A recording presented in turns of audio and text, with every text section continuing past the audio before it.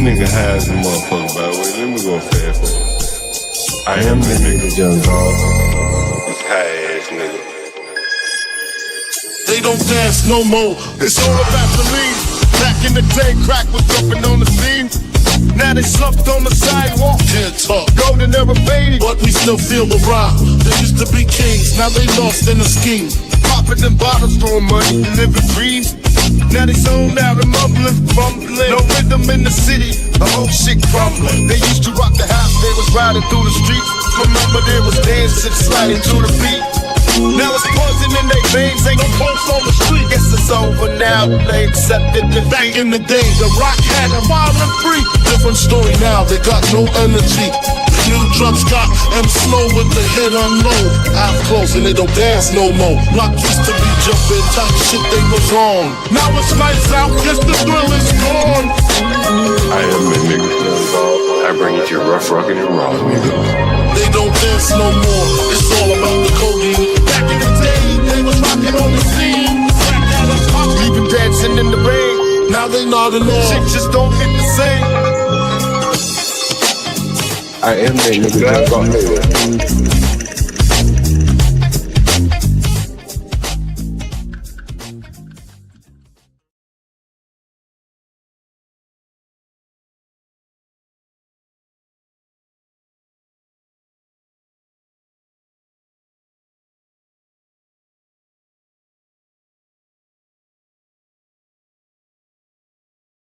My mic is on. Okay, there I am, full stream here. What's up, Sam Steel, man? Haven't seen you in a while. Let me put my camera on. Camera loading. Where is that? There you go. Damn, it's an up close camera today. Up close camera. You know, you have multiple cameras. And I need to call this guy. Let me see if I can get him online right now. And we wired up, ready to go now, right now.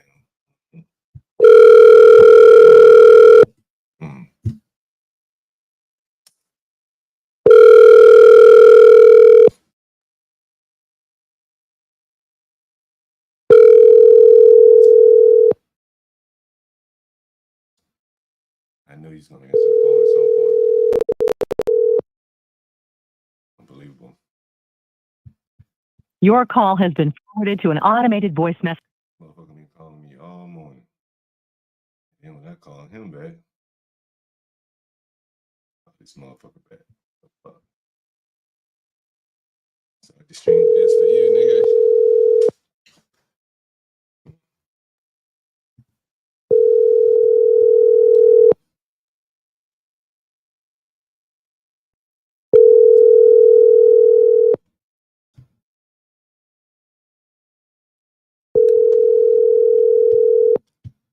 Some of this shit down. I got a lot of shit running over here.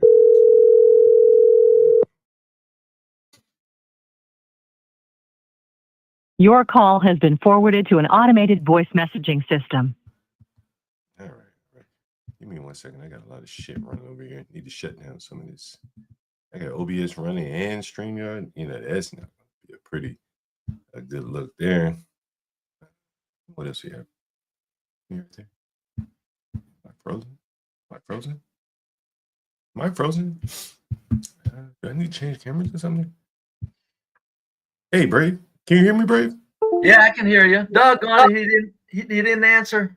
Well, hello there. Yeah, I'm back, Brave. I don't know what's up with my setup here is all fucked up. Let me change cameras. Hold on. Okay. You say you got him on the line, John? No, I've called him a couple times. He may be busy, but I'll get him. I'll get him. He's coming, I'm sure, Brave. That motherfucker been calling me all morning. So, and he's ready to go, huh? Yeah, he likes. He's ready to kick some. He's ready to kick some honky ass. Uh-oh. It's some. Let me see what it is. Oh, I see. All right. All right. Now I can cut my camera on, Brave.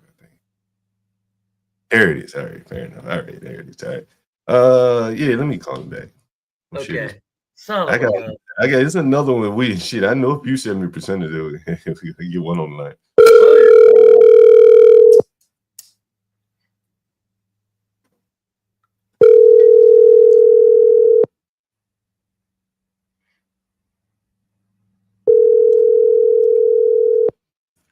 the one I really wanted because he halfway articulate.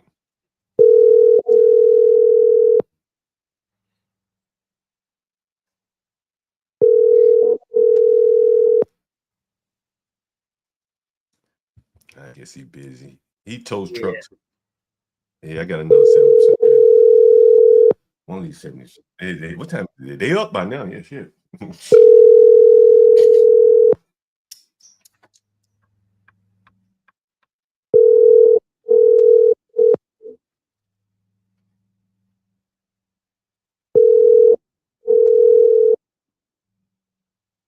Shades are still drawn, Brave. Shades are still drawn. No, he was out, so he was give me a call back at some point. Brave, man, it has been a hell of a day in the news. I don't know if you've been following the cop that got killed, and then they killed a black man, and then the black man came back and killed his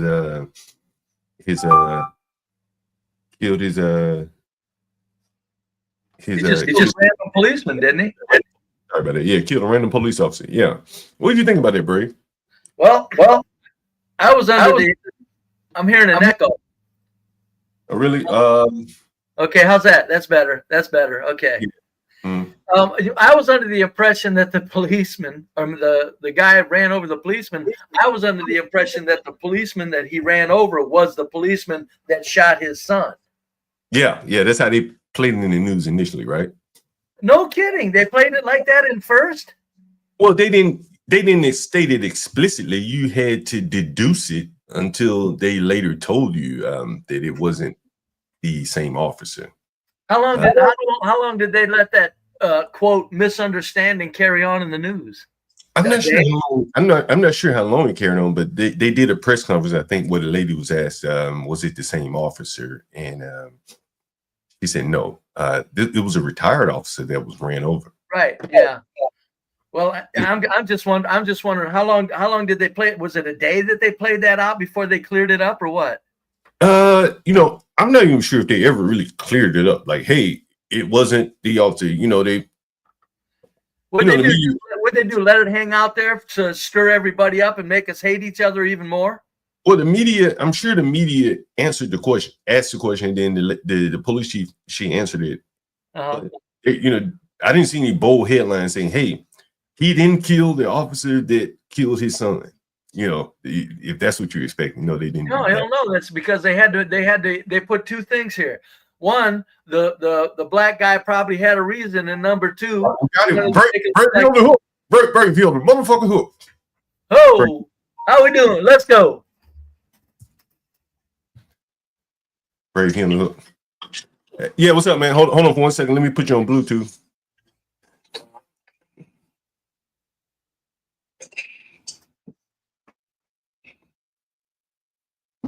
Got a lot. Yeah. Look, I got a white guy. He's older, a little bit older guy, and he has some interesting thoughts on race and policing and politics and stuff like that. And so I figure you'd be a good person, a better person to say Red to have a conversation with. So you got a little background noise. So when you're not talking, just mute yourself if you can. And then that way, all right, so that way we don't get the background noise. You'll be able to hear everything. Everyone will be able to hear everything I'm saying to you. So all right. So tell us what you were saying about the like your view of the police and the risk they undertake when they sign to be a police officer, because he didn't get a chance to hear you. You can come off mute. Go ahead.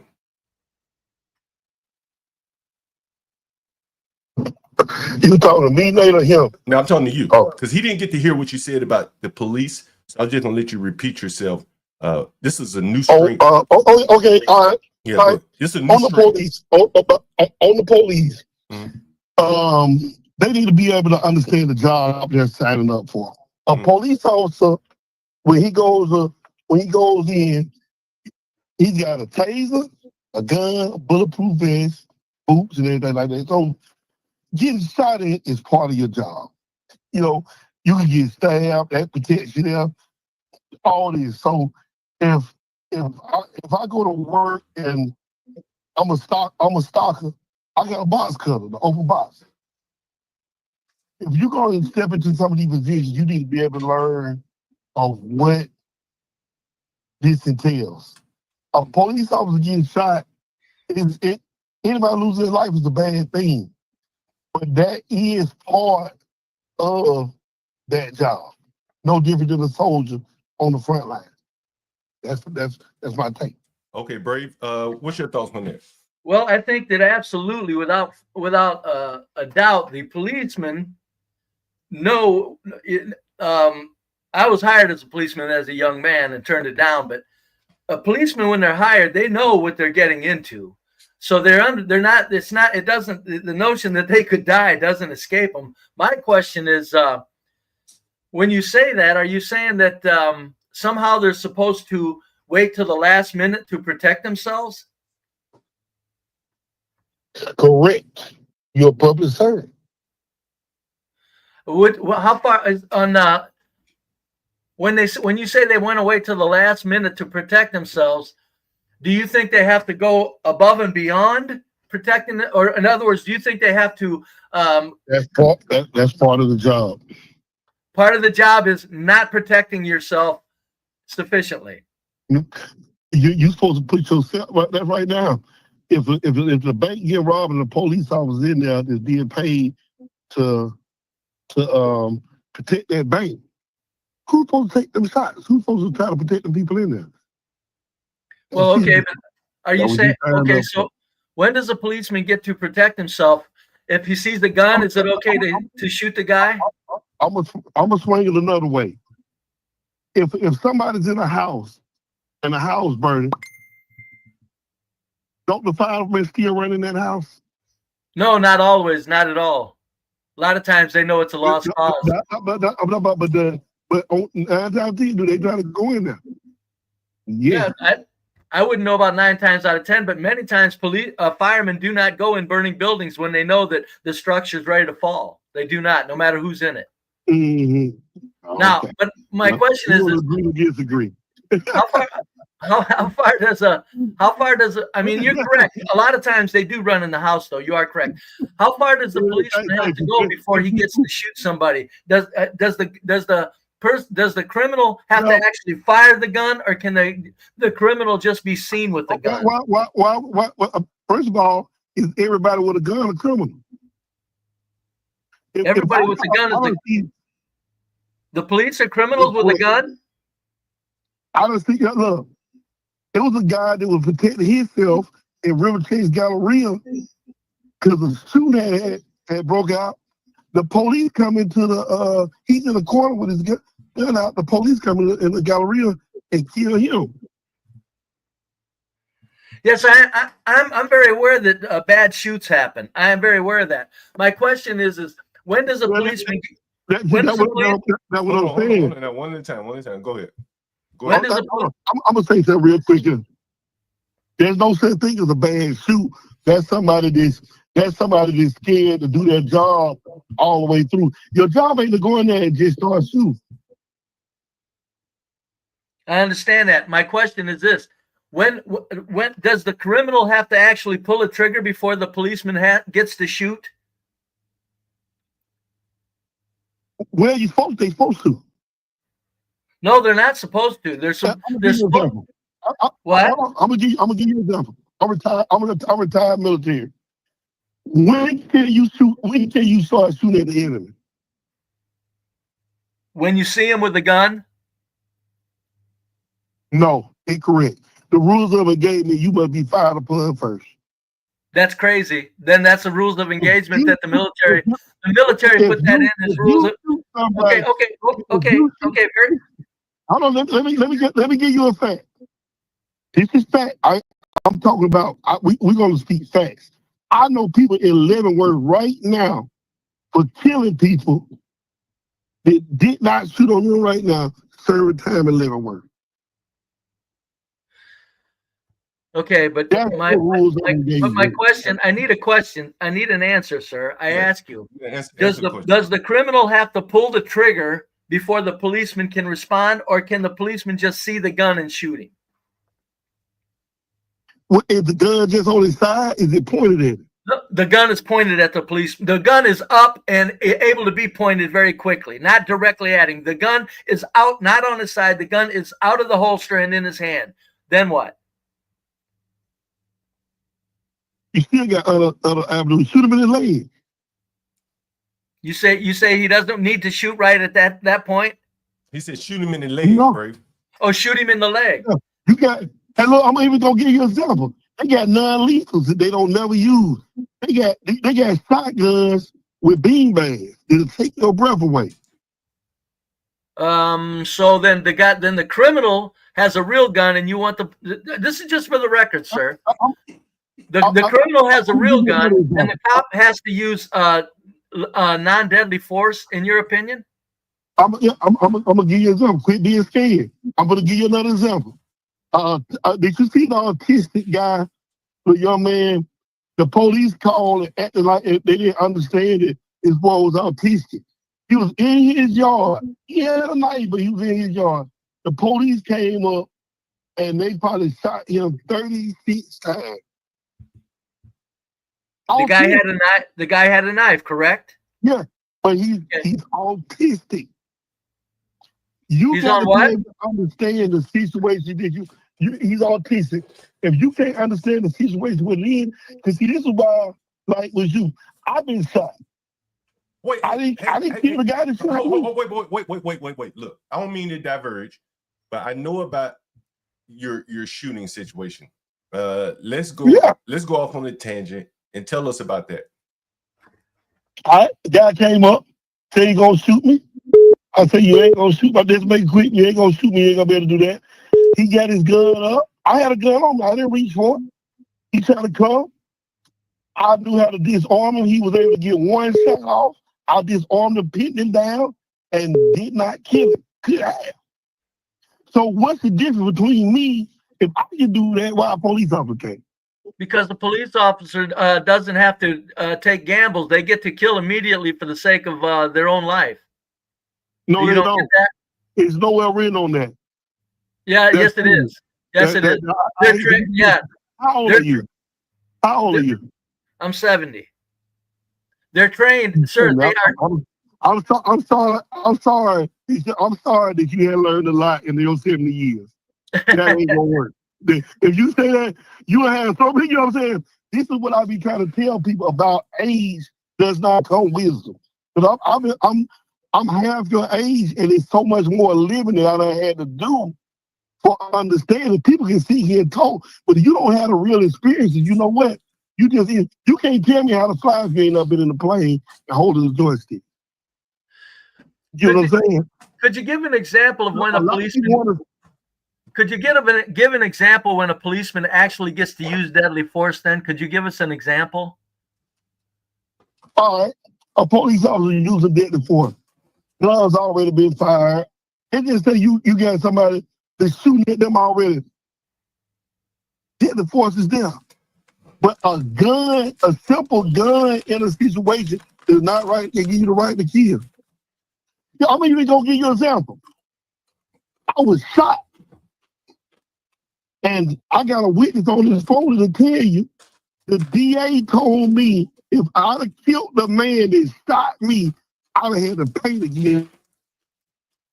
No. So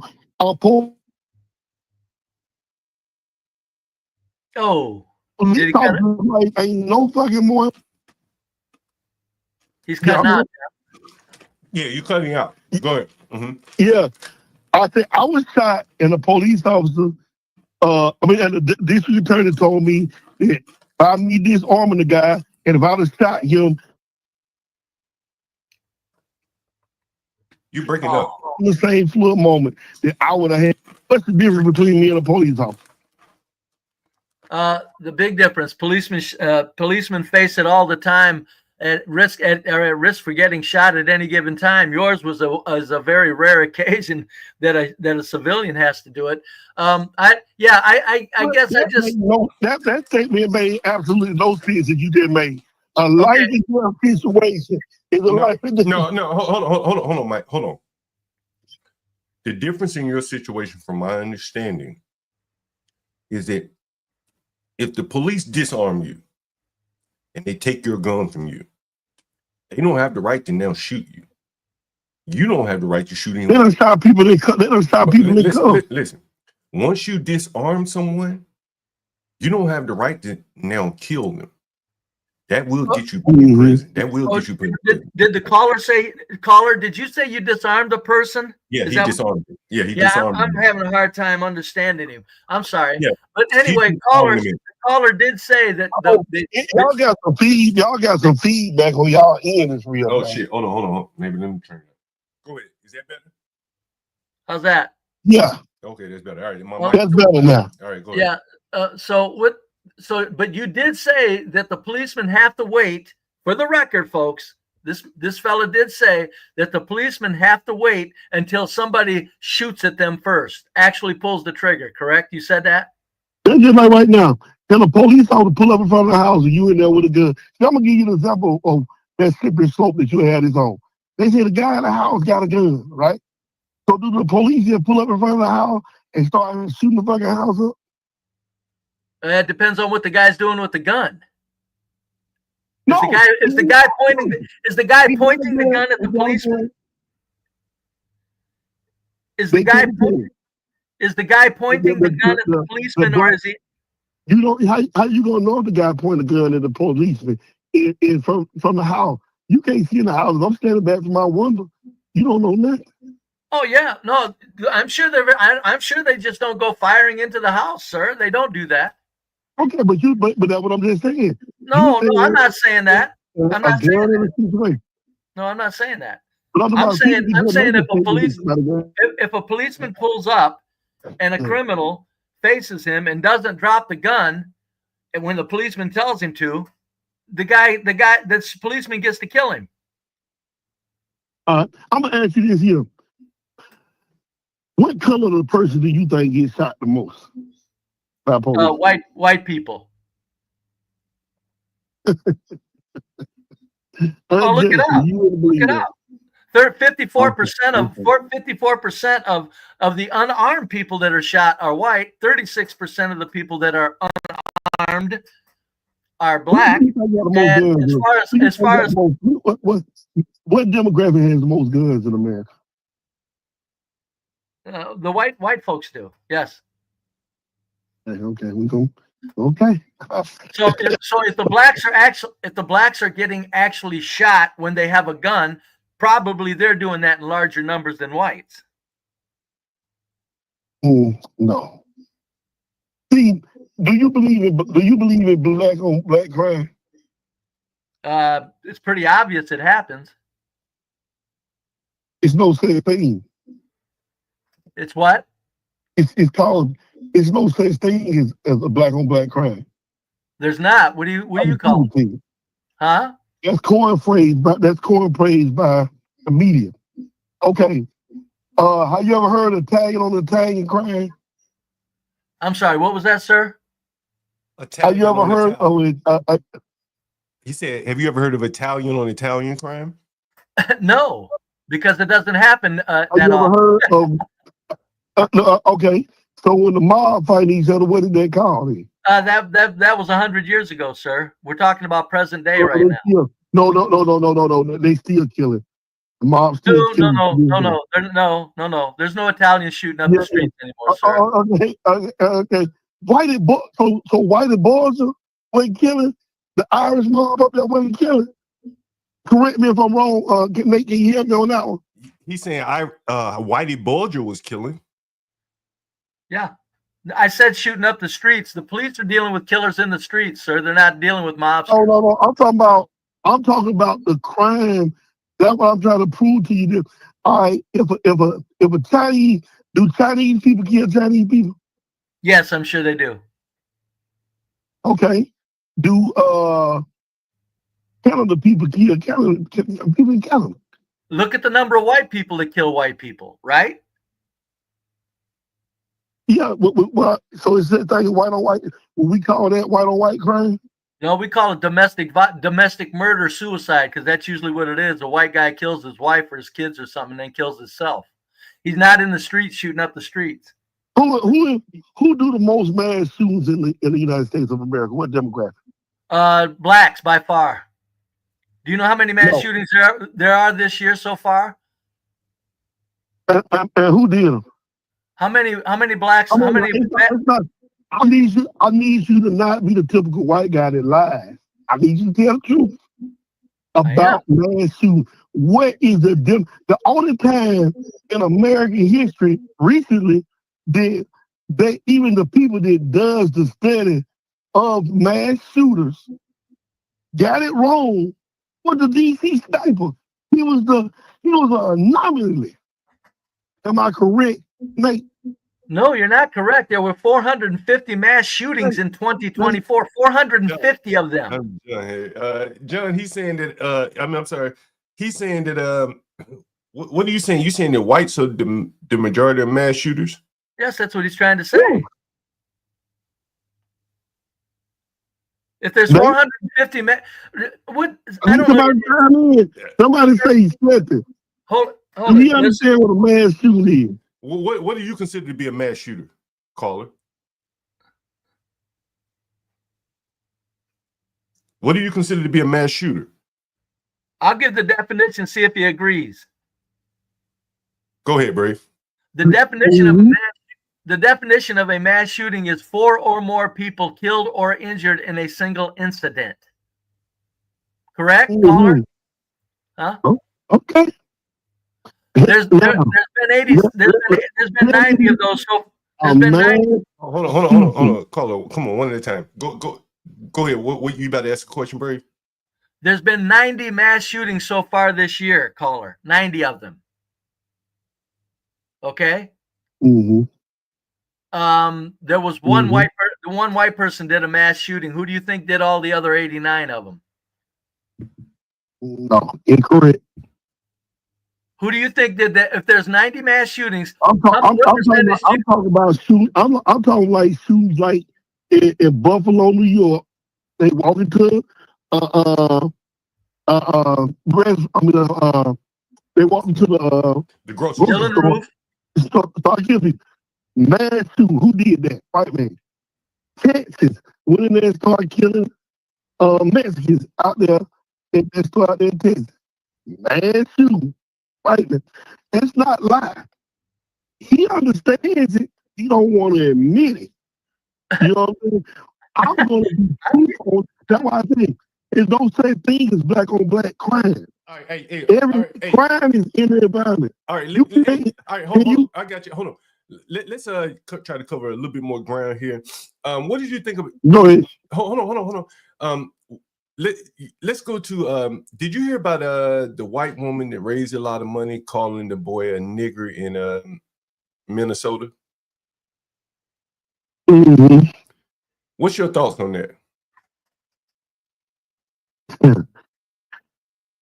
I'm gonna sit back and I'm gonna sit back and be patient and listen for a moment.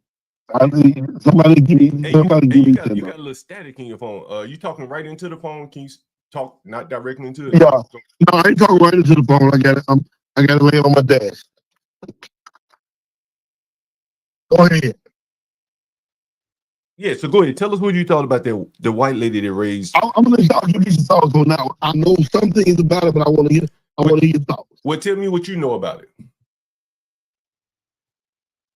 I'll tell him what happened, John. I'll tell him what happened. Go ahead and tell him, Brady. Go ahead.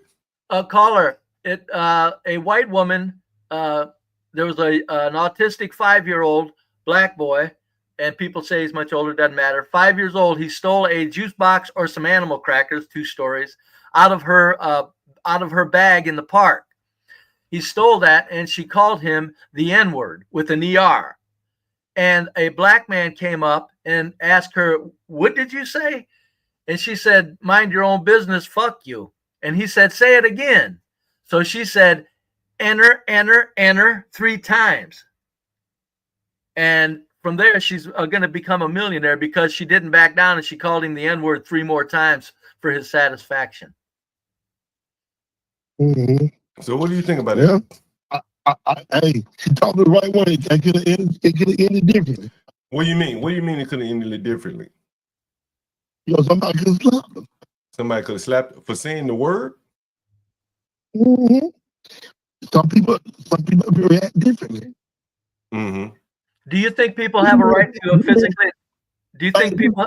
Hold on, one at a time. The guy on the phone is 70 years old. Go ahead. Hold on. I got a question for you. Do you think that someone should have the right to slap someone for saying the N-word to a black person?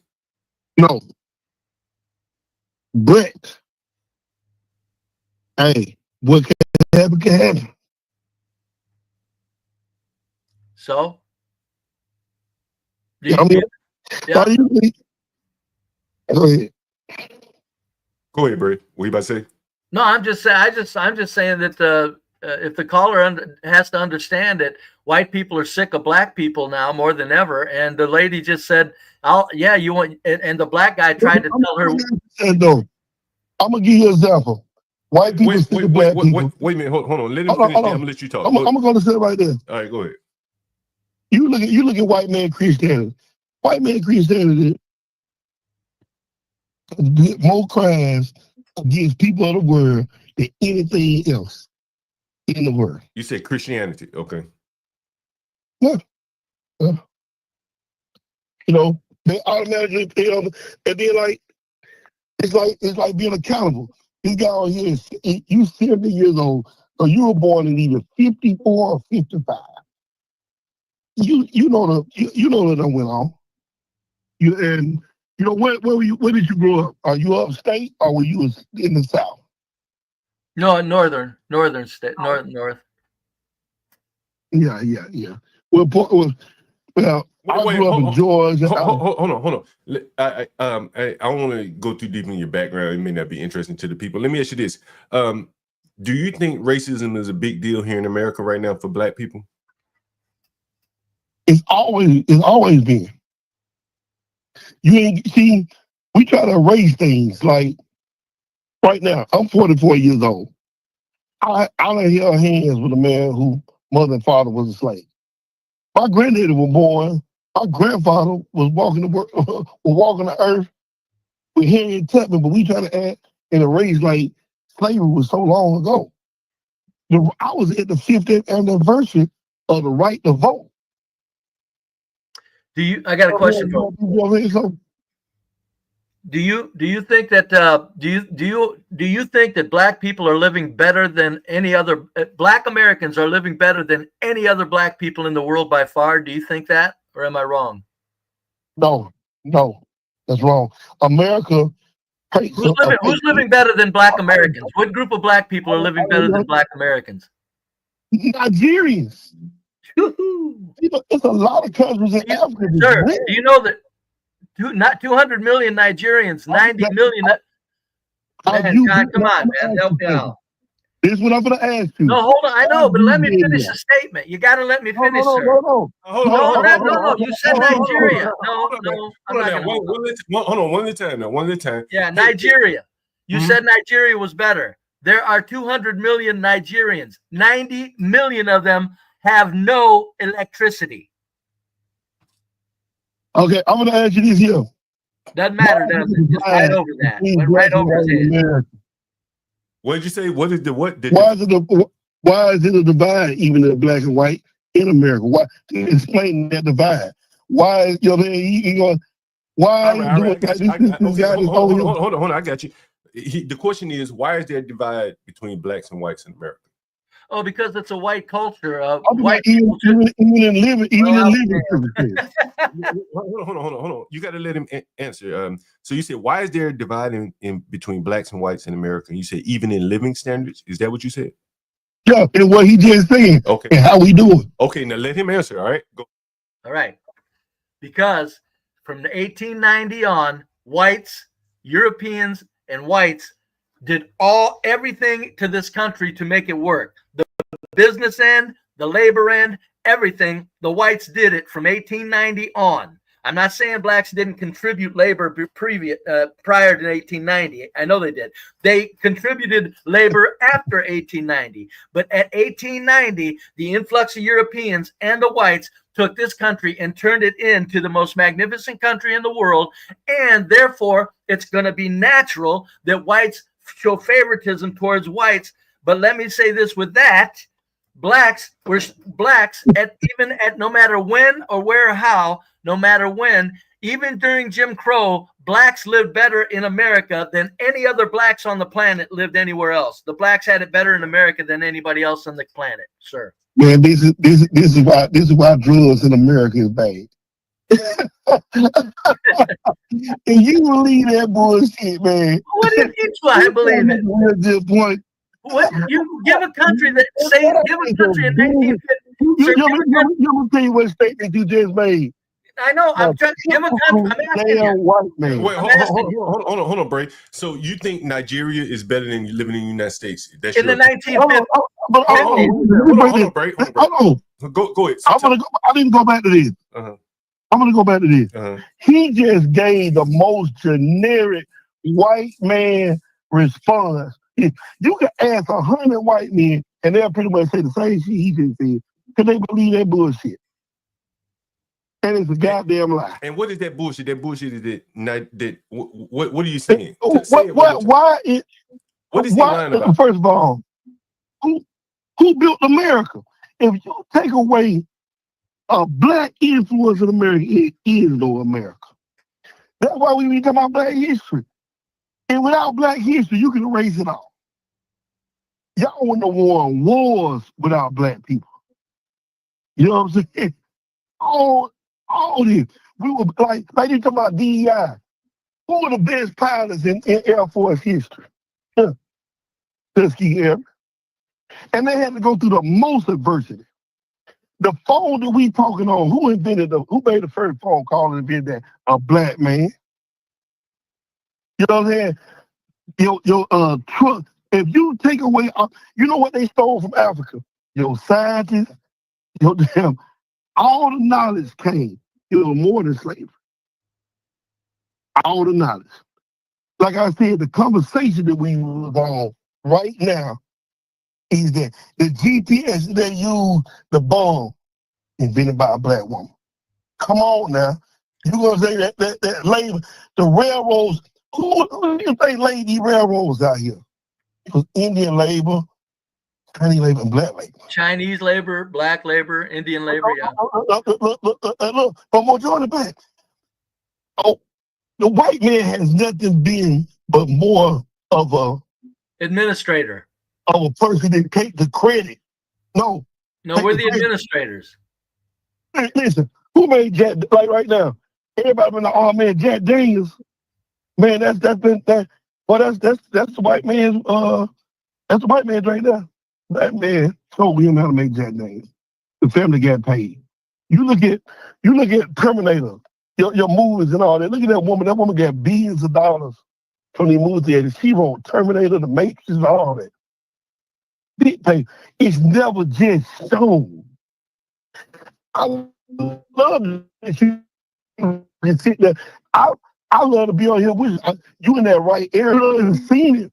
But unless you can really open up your eyes and say what you really see versus giving me a white man's skeptic version of it, I can't never get I can't hear it. Because you know what you just said was even in 1890, after slavery, who was the most skilled laborers out there? Black people.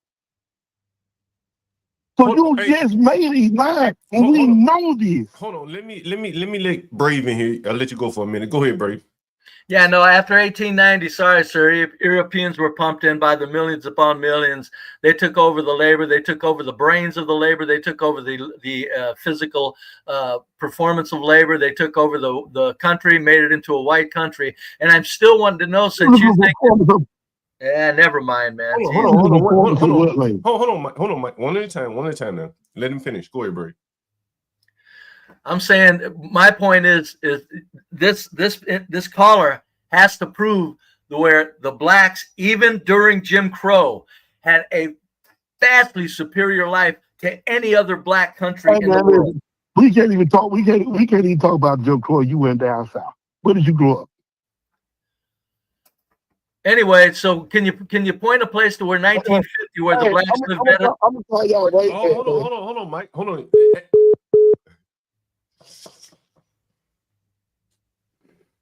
Go. He hung up. He hung up. We got a runner, folks. We got a runner here, sir. We need a 5 assist. We got a runner. He ran that mouth like a champ. He's very well versed in it. He's very well trained. Be very careful. He's a very well trained runner.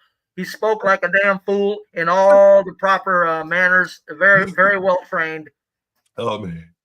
Oh, Brady. Were you surprised, Brady? No, not at all. Not at all. I just wanted him to tell me where, even during Jim Crow, anybody, are there any black people out there? You want to try to tell me where the blacks live better than they did in Jim Crow in the USA, where the blacks live better than the blacks did during Jim Crow? Can anybody point that country out to me in 1950? Brady, he said Nigeria was better. Let me see if I can call it back. What do you think about that, Brady?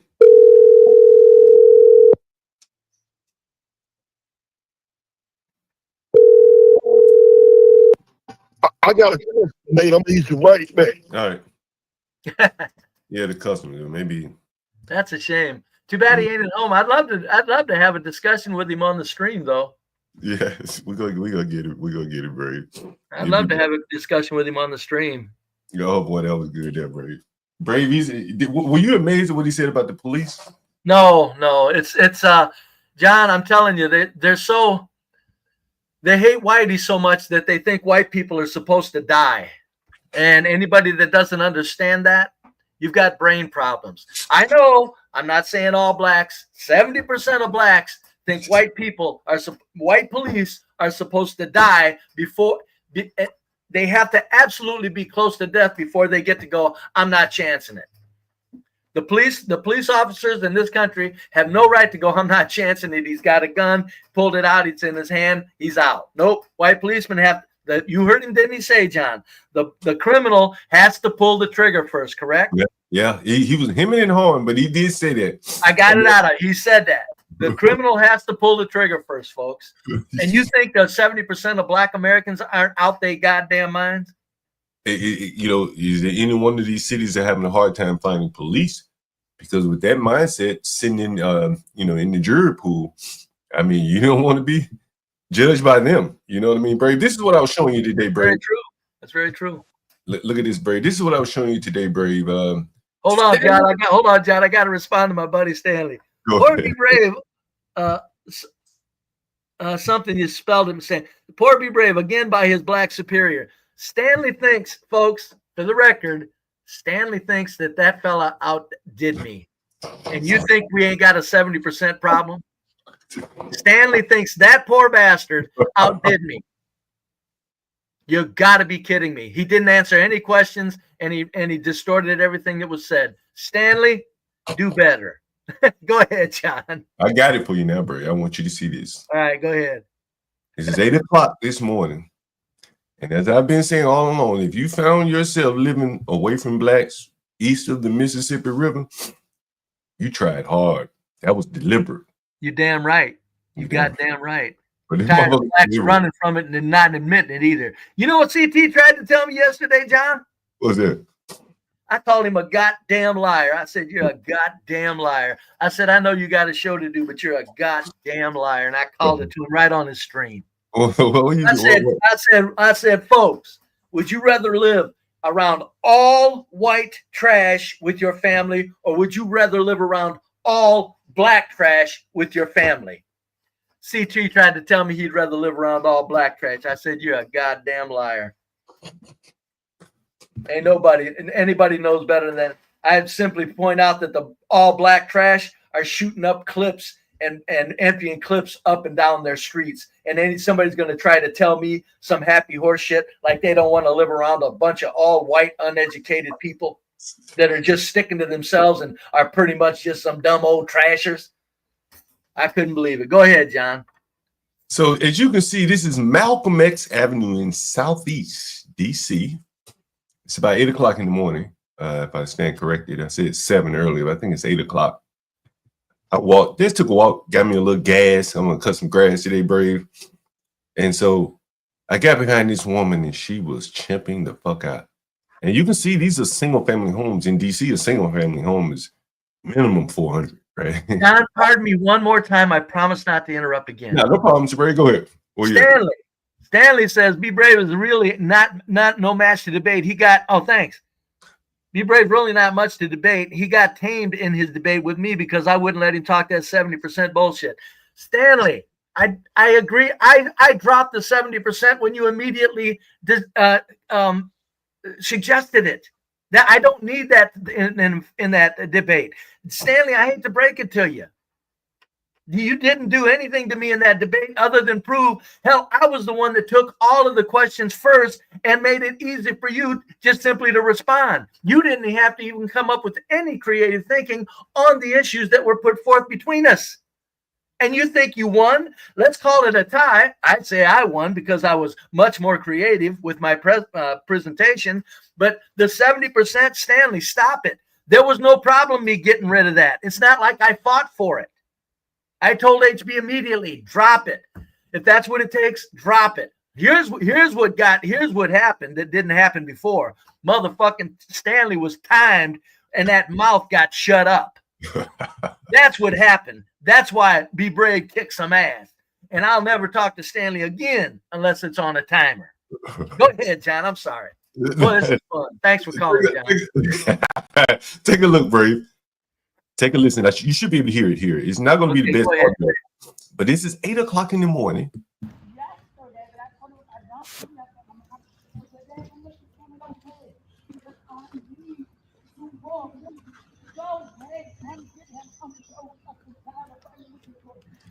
You can't John, really hear.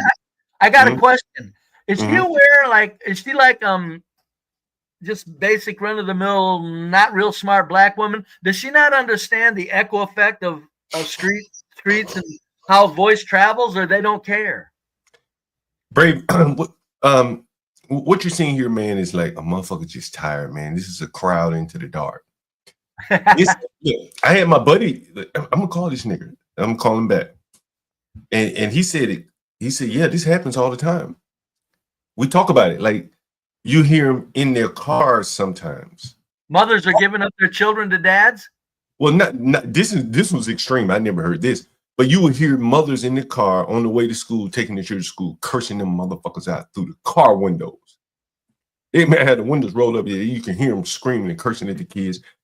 But in my neighborhood, it's a lot of walking kids to school. So they're like, hurry up, motherfucker, you know. And so here's a lady that's going to her mother's house. I'm not sure for what, but she says she has to go to work as well. And I'm going to more or less, I was there, so I'm going to translate what she's saying, if you can't hear.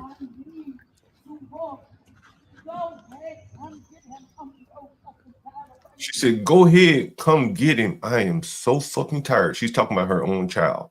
I got it, yeah. Mm-hmm.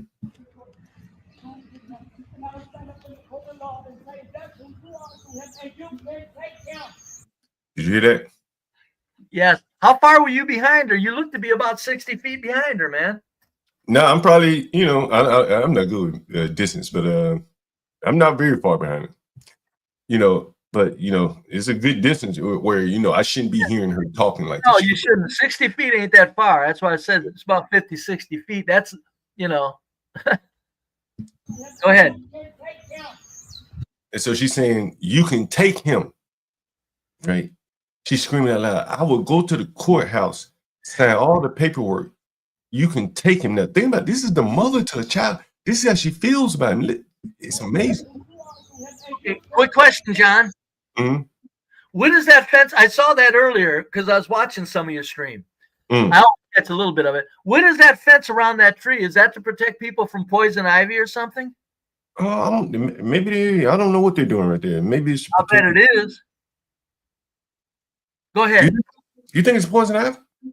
They better put a fence around it because I'll tell you what, that there's a lot of it there, and I'll tell you what, that'll screw that poison ivy. Will eat people alive. Kids getting in that and sitting up against that tree, it'll eat them alive. That's probably what they did it.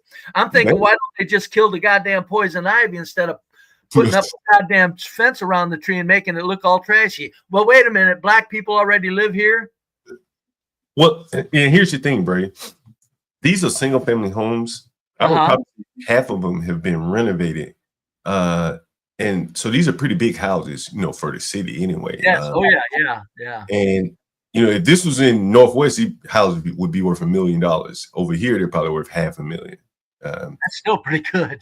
Yeah. And up the street here are brand new houses. You may see it.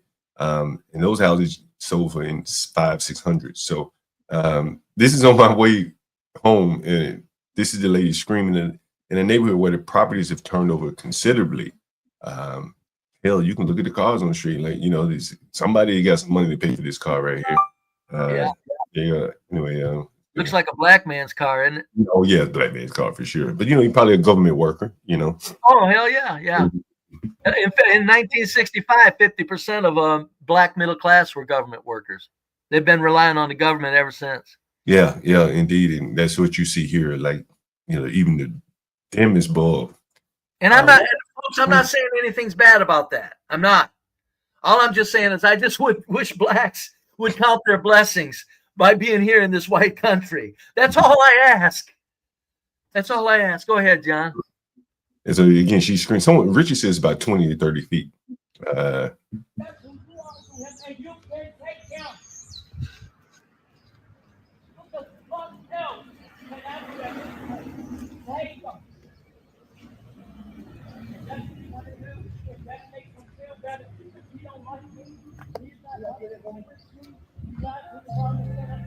You hear all that music coming in, Brave? Yeah, 8 in the morning. Stop right there. What was that in that car that came around the corner? Yeah, one of the cars. I don't know which. I can't remember which car it was, but yeah, that's from a car. 8 o'clock in the morning. Amazing.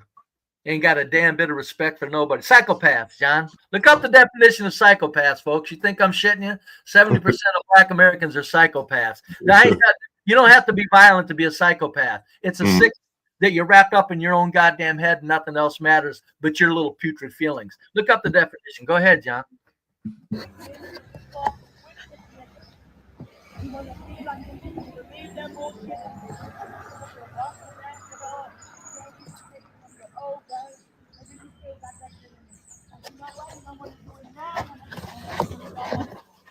Here it comes, Brady. Got into your membrane and it works. I want to tell God.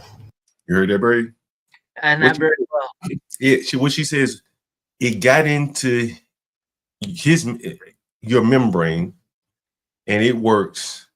He wants to sell drugs, so I guess his daddy sold drugs, and so he wants to sell drugs. And these schools are more or less just made money off of him. He ain't learned shit. And so she's saying, like, he wants to sell drugs. Come get this little nigga. Like, it's not a career. Listen to her. It's probably gonna be hard. Let's see. Your membrane and it works. I want to tell God. That's not a career. So she said, that's not a career.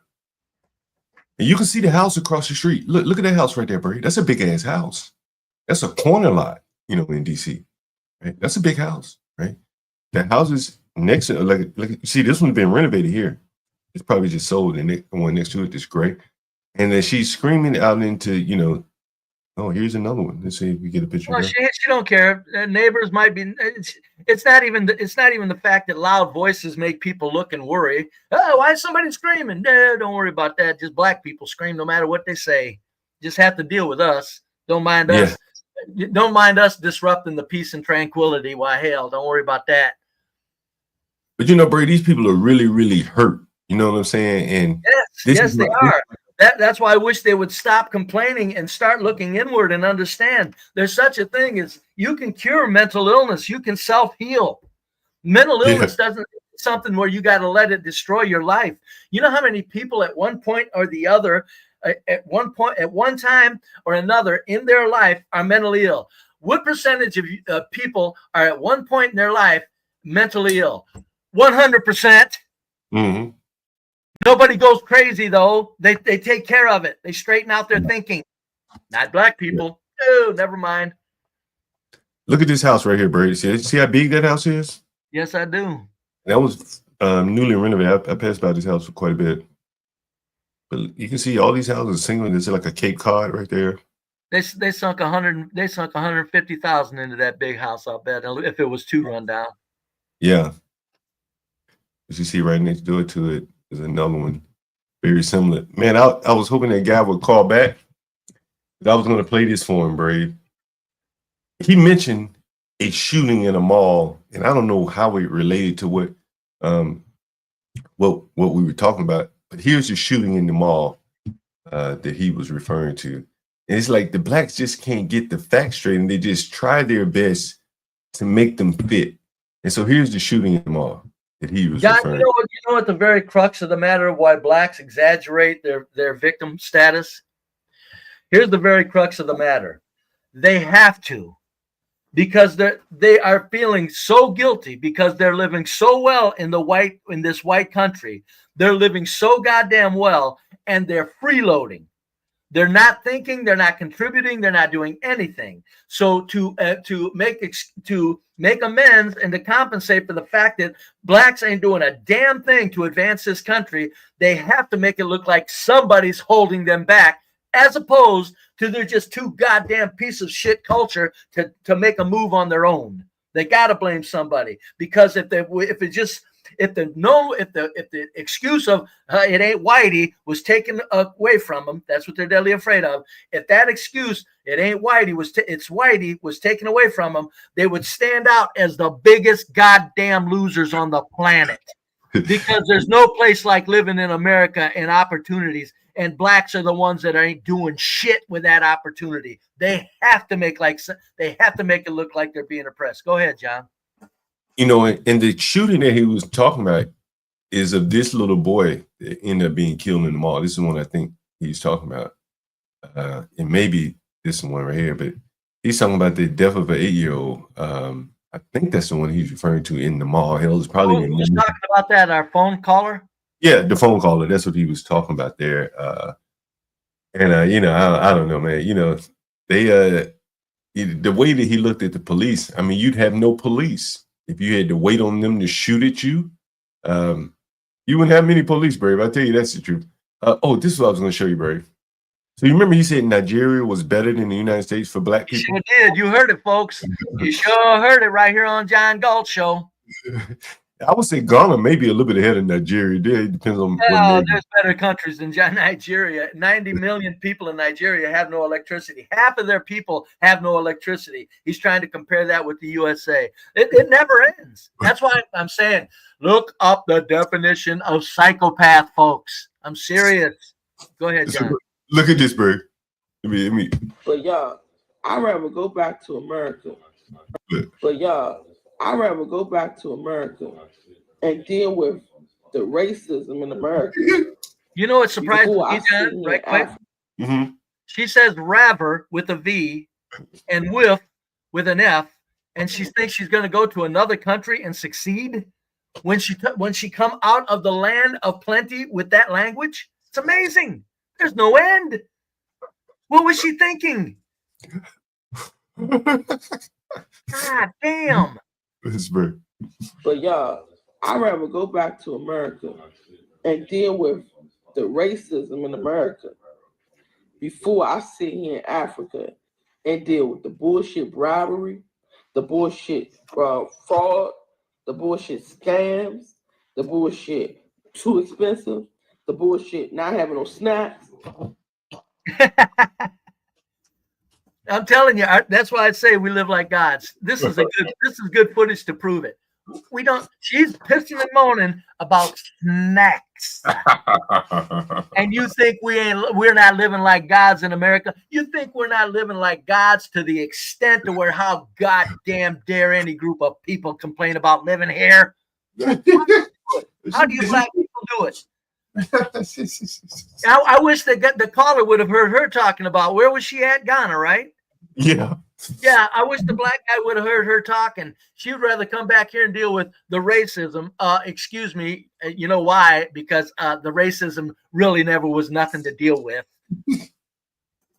But she couldn't say, I'd rather come back to America because it's just a wonderful place to live. Nope. She had to throw some negativity in there to make her stupid mind look like she did a stupid decision, and she had to throw America under the bus with, I'd rather deal with the racism. She just couldn't say, I got to get back to America because I was wrong and it's a fabulous place to live. No, she couldn't say that, could she? You bunch of 70% black bastards make me sick.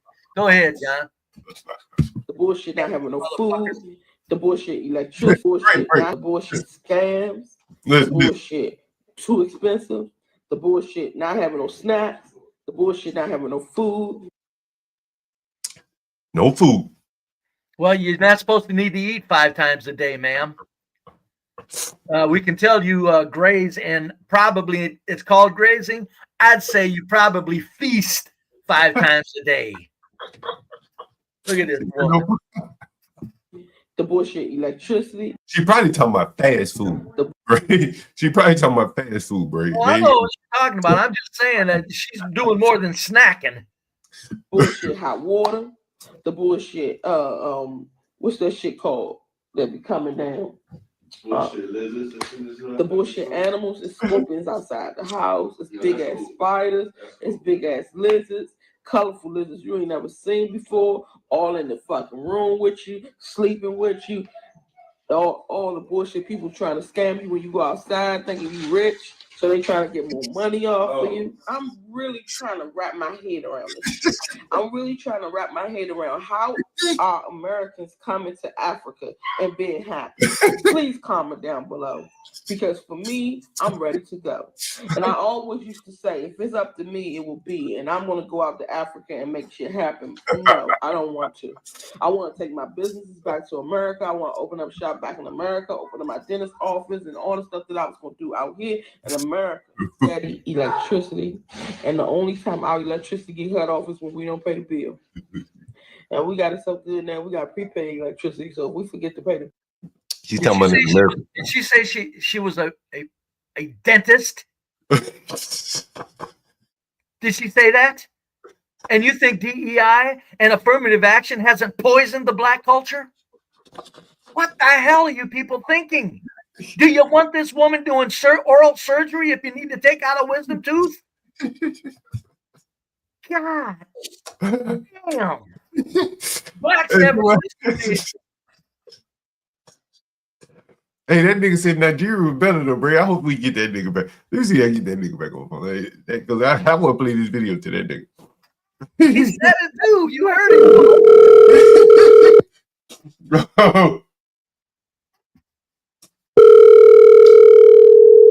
Oh, shit.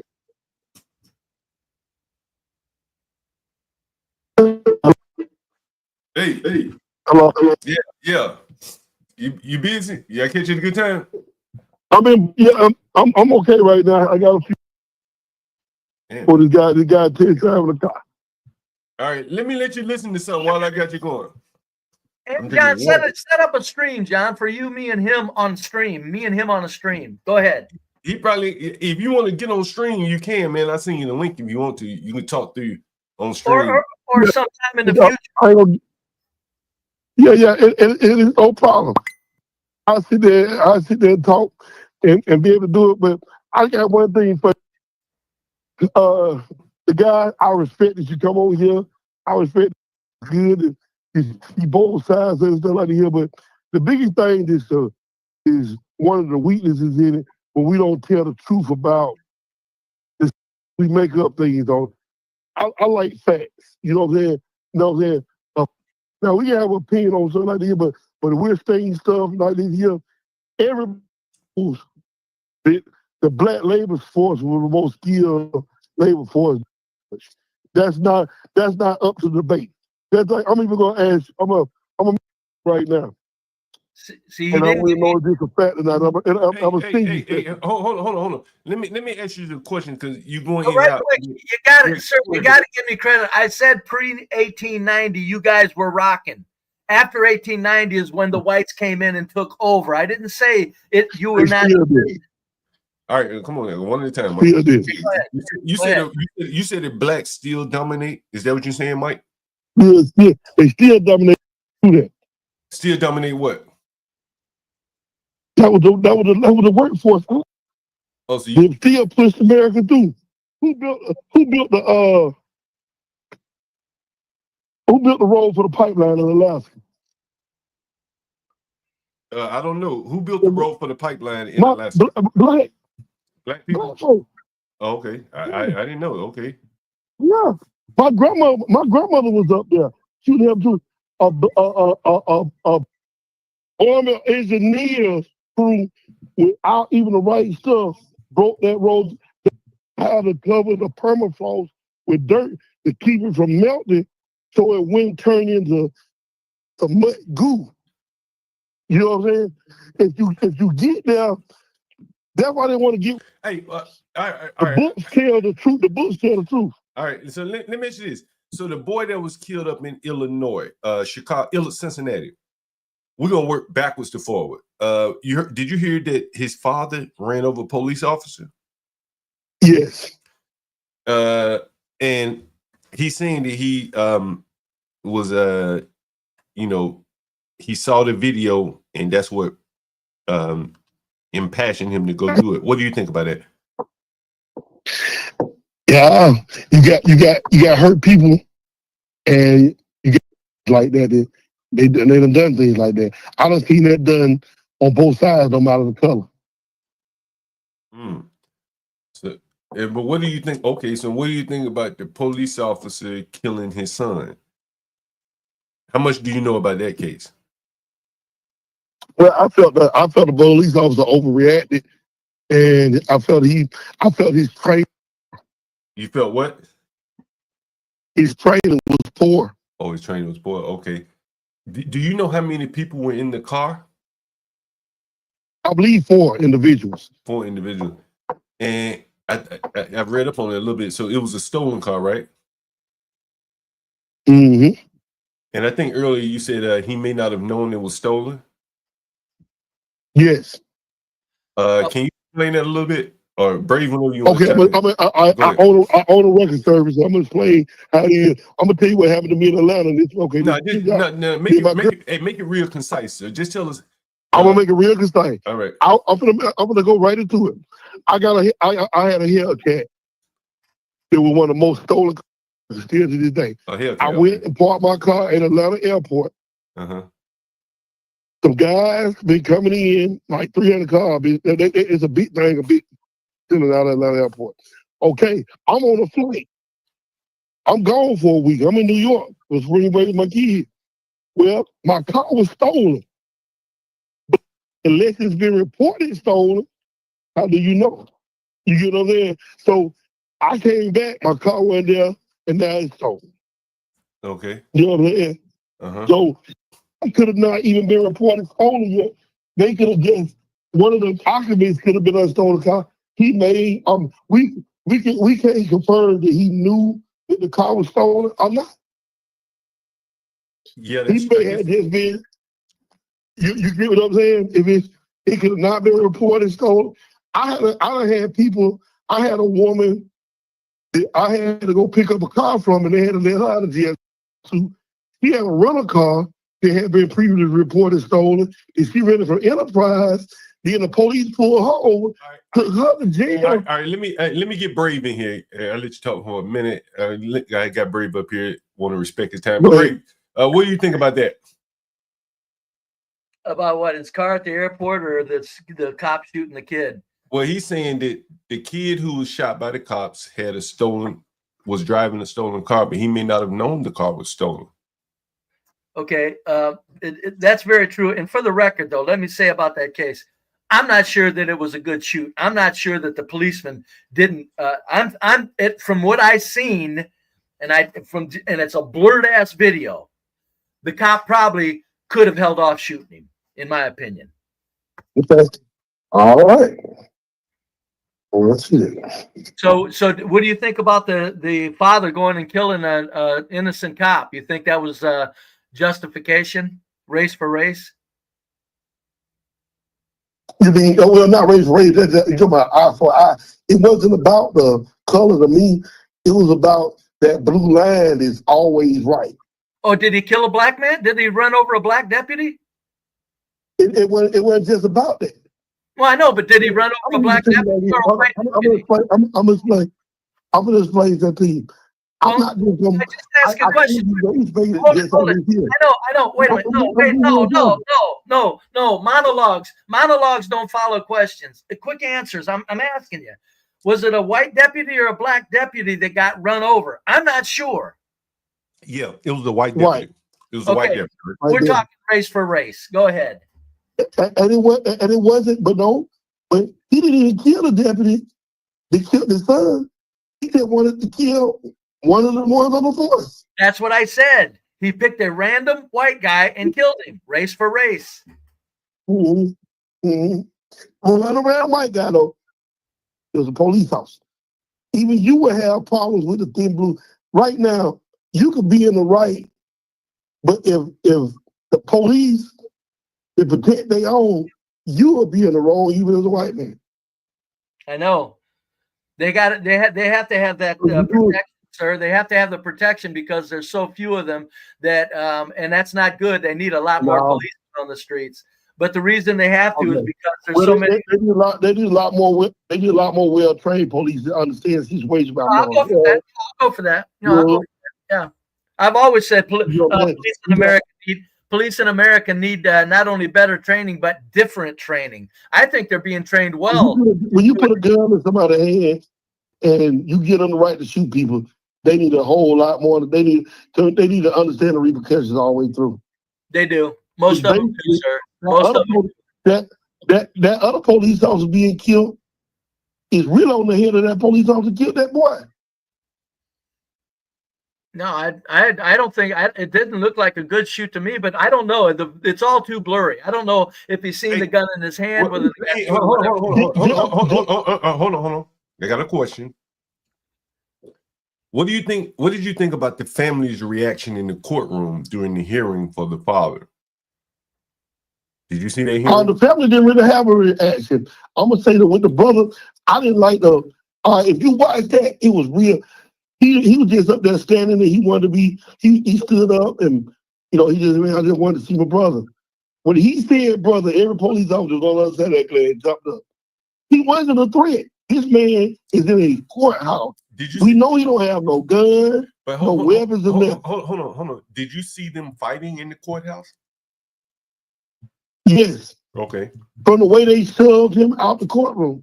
Uh-huh. They was behind the glass. Yeah.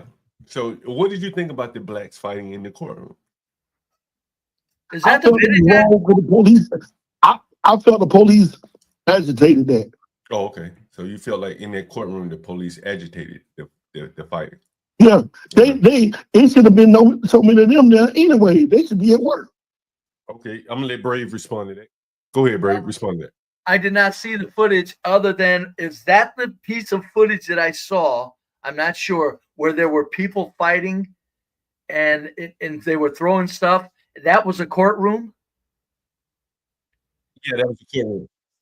And he says that the police instigated that? Yeah, let me see if I can show it to you, Brave. Yes. He said yes. Let me put it up on the screen so you can see it, Brave. So you know what he's talking about. I think this is it. Right? Mr. Nate, what do you think? He's walking into the courtroom right now. We'll be able to take this. Hold on, let me see it. Moment.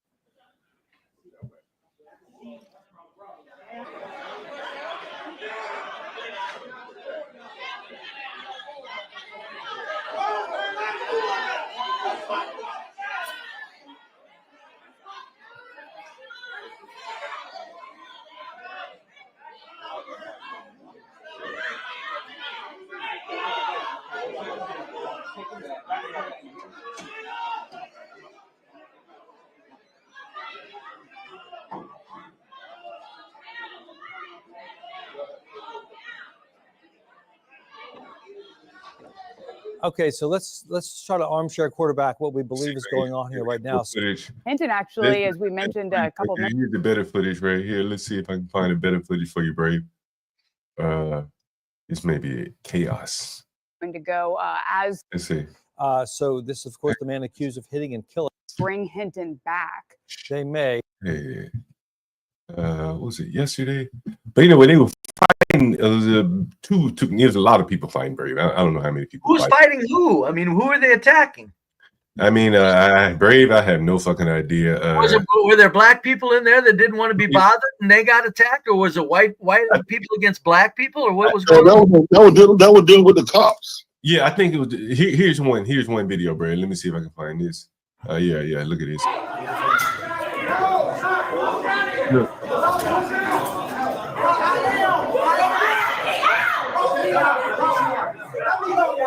You're gonna love this, Brave.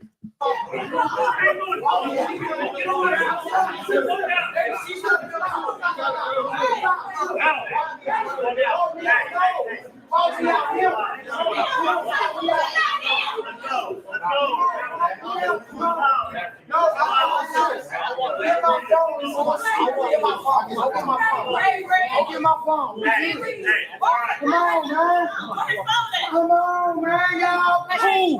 I just want my brother to see me. I just want my brother to see me. I just want my brother to see me. My brother can't see me. They did this shit before. That's the way to do it. They did it before. I got video of them messing with my brother and me before. I ain't do nothing. I just wanted my brother to see me. I ain't do nothing. That's my family. That's my family in that door. Come on. Ray, please. Ray, please. Doing all that. Now, see me 101, man. Now, that fucking motherfucker here on my brother, man. On my bro, man. On my bro. Stanley, your people do you proud, buddy. Did you hear that guy, boy? He made a lot of sense. He's just all passionate out about nothing, ready to start shit. And from there, they went into fighting. Now this is after, that was after the fight. I can't find this out. Yeah, but I'm gonna tell you like this here. You know, y'all knocking support. All he would do is just stand up right there and sit down. Him saying his brother did not deserve that police response. But they were fighting in the courthouse. Hold on. I want to speak on something. What do we know this man don't have on him? We in the courthouse. So wait, he ain't got no weapons.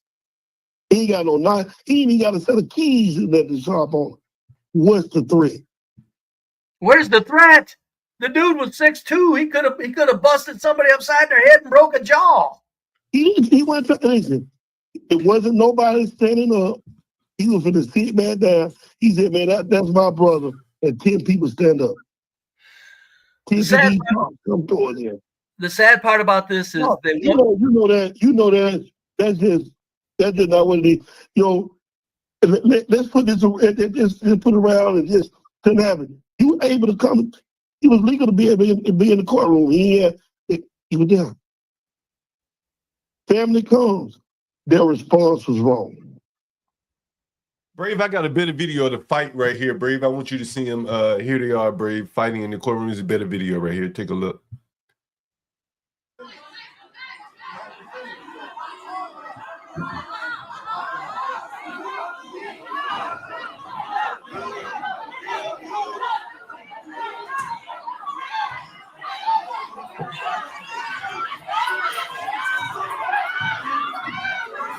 Brave, at this point, there are no police there, I don't think. Maybe there's one. I was wondering what they were fighting about, blacks against blacks, isn't it? I was definitely the real thing about blacks against blacks. All he was just saying, he was just going to wave at his brother to the glass, and that's it. So he just wanted to speak let him know he was there support. Oh, so he just wanted to wave at his brother through the glass. And that's it. But what prompted the fight? All these people start fighting. Because the way that the police responds to him saying that was his brother. Oh, okay. Let's play some more.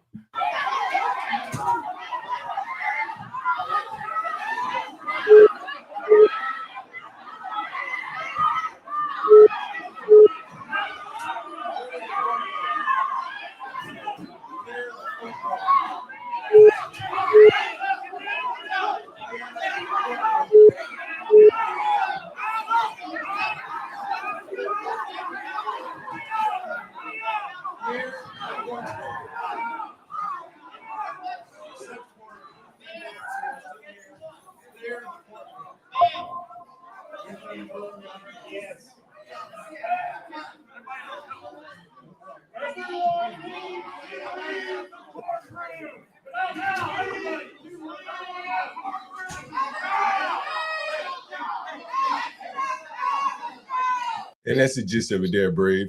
And so you So to the caller, you think that you think that that which you just seen is entirely the fault of the police? They instead of them making they took one police officer to go up there to him and say, "Hey, I know what they could have done. I just ask you, do you think it was the fault of the police? You can de-escalate a situation with less people in there, and they could just fell back. And if it's needed, that's when you add. I know. We're all pretty smart here, fella. I just asked you a question. You're saying this was the fault. The police caused this, correct? You're saying that. Yes. There you have it, folks. It didn't get loud in the courtroom till he said, "That's my brother," and they jumped up. Is that not true? There you have it, folks. The police caused this to this man's mind. And you think we ain't got problems with the black people in this country?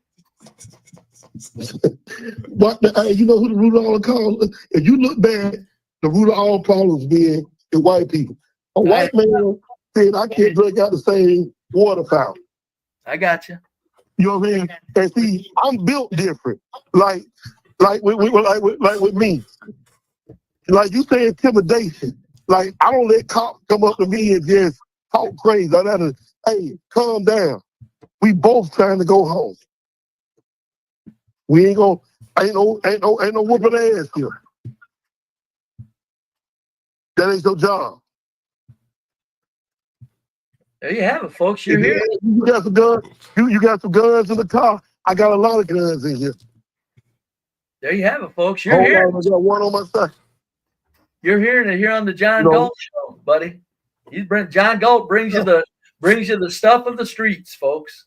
You may want to tune into John a little more often than not. Even like I always say, stop by John for 10 minutes and you're going to hear something that's probably blow your damn mind. Yeah, it won't blow my mind because I see this. I'm gonna be honest with you. Your credibility lost me a lot just on the stuff you say because it's not bad up with facts. It's bad up with it's just bad up with the idea that there's gonna be a modern response from somebody that's just on that one side of view and scared over your eyes and speak the truth.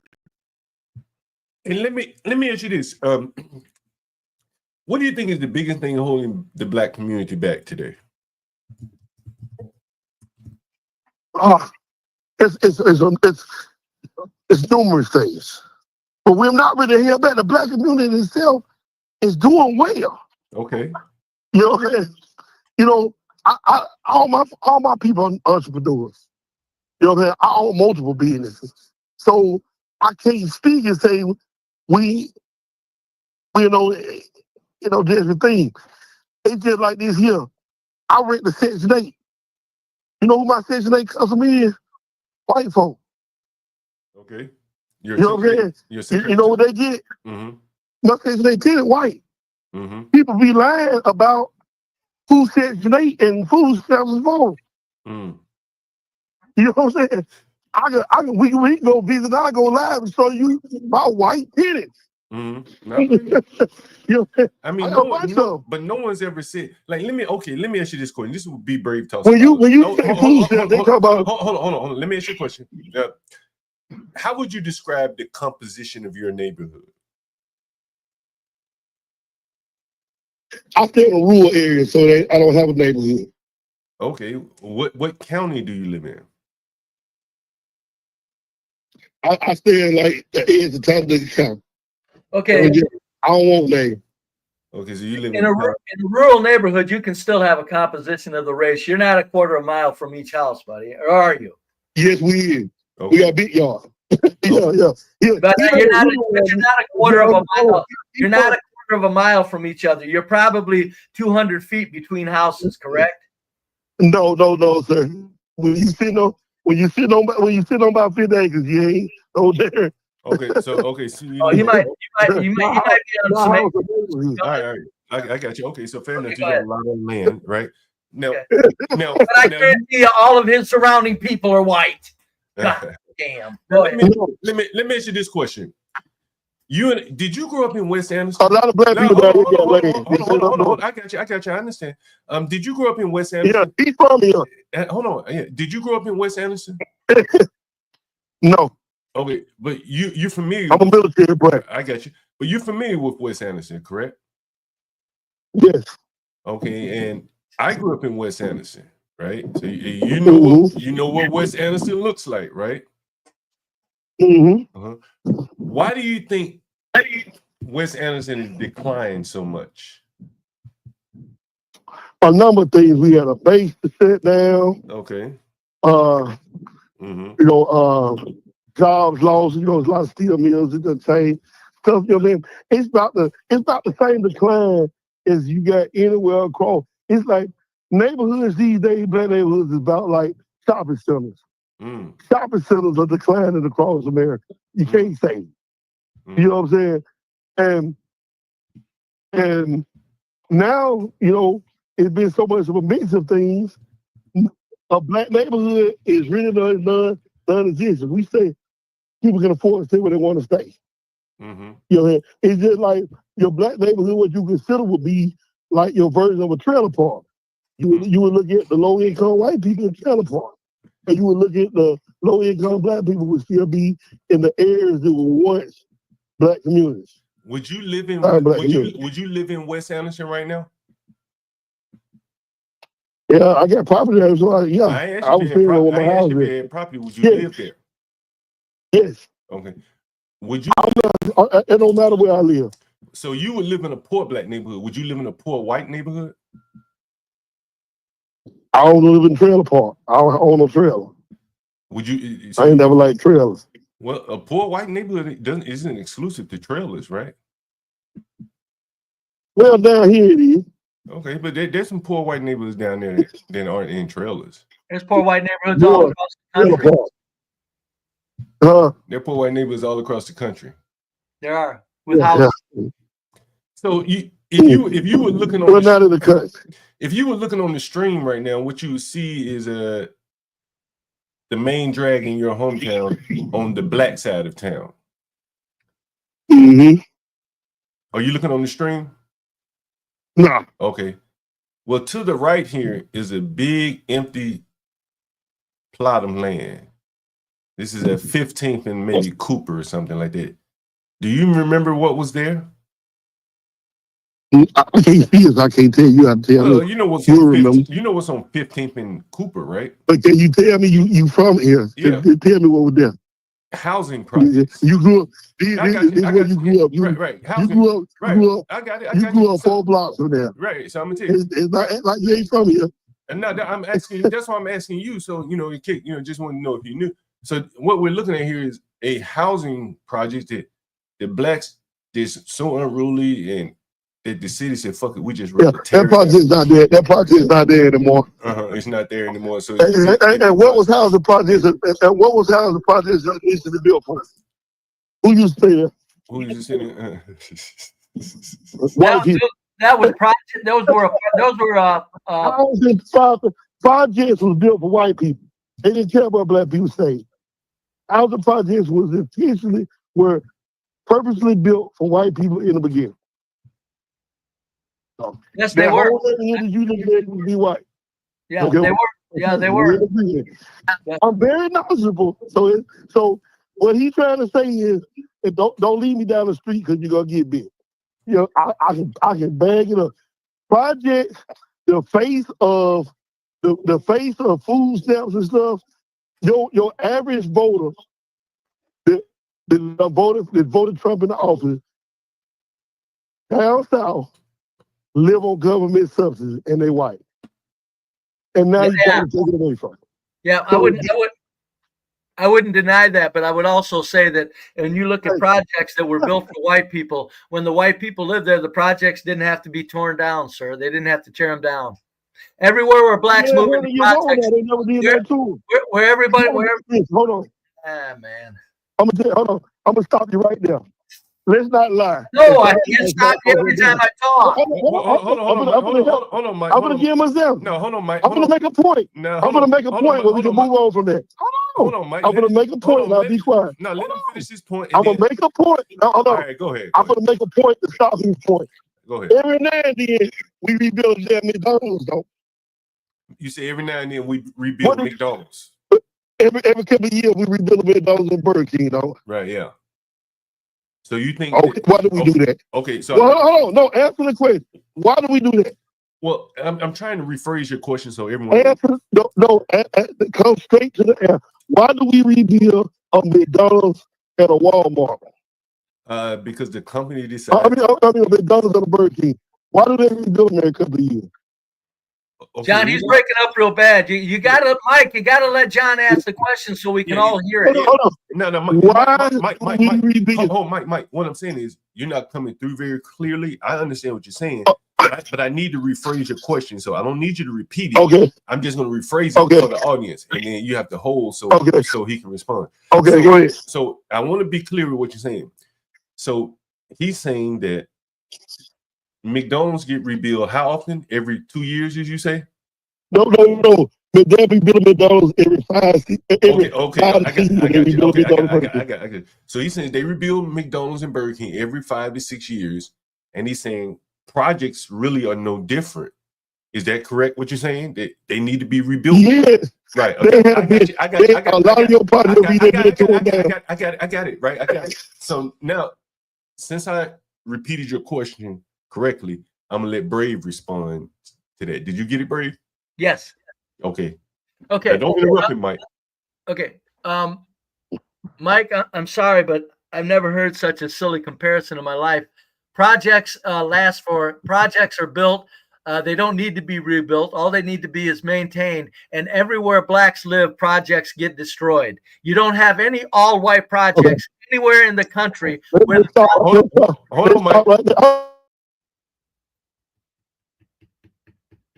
Hold on, Mike. No, Mike. You have to let y'all to listen to me right now. No, Mike, you have to let him talk because. Hold on. No, Mike. I'm gonna be. Hold on. No. Let it go, John. Let it go, John. Let it go. I'm gonna make a point. All right, go ahead. I'm talking about the bullshit. You gotta let people talk. The point. You gotta listen. But when they saying bullshit, he's saying shit. But you have to. Hear what I'm gonna tell you. I can listen. Listen.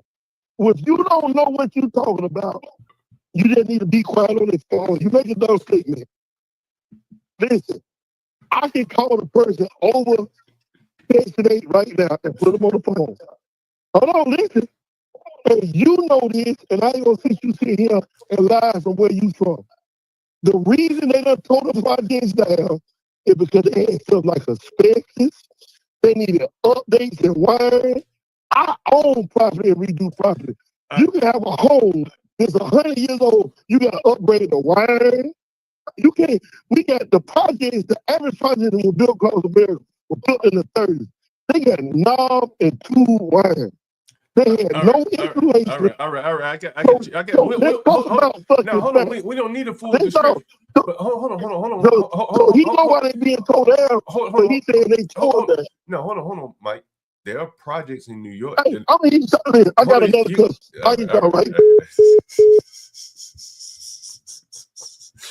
He said they need to rebuild projects like McDonald's franchises every 4 or 5 years, bro.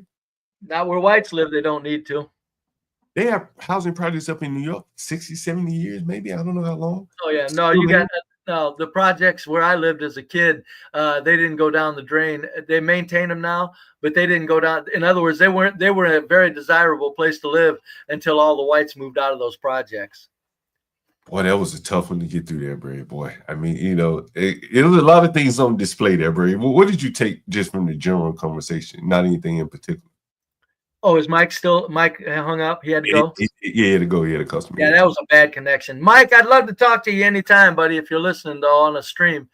John, it just proves my point when I say that 70% of black people are out of their minds in denial. And I'm not saying out of their minds lightly. They're gone. They're goners. Why would you compare? Why would you in an argument when you're talking about projects, who's tearing up projects, whether it's white people or black people, bring up McDonald's being built every 5 years?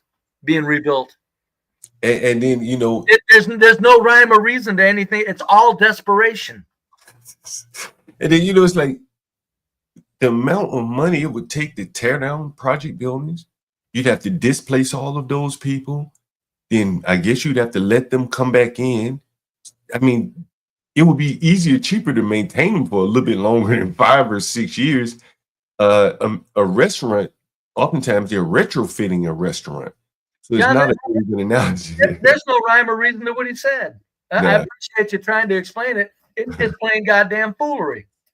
There's no rhyme or reason to what he said. Everybody, and no, it's like if he was in a debate, the audience listening to a debate would be going, "What?" The referee would probably tell him, "Wait a minute, the motion is this. What are we talking about? Rebuilding McDonald's?" I mean, it didn't even apply. It wasn't pertinent or anything. I mean, no, it's just. Folks, you've seen full display, man. This guy had no shame. This is a fine, upstanding black man, right? Yeah. Fine, upstanding black man made more money in his life than this old white loser sitting right here did. I guarantee you that. I bet he's going to end up better retired than me. But look how he talks. All of that thinking he does in the business world, and it's just completely destroyed with his need to worry about to blame Whitey for shit. Go ahead, John. It really is amazing. One of the things that I realized, Brave, is that blacks aren't very good at analogies. Like he analogized McDonald's and Burger King to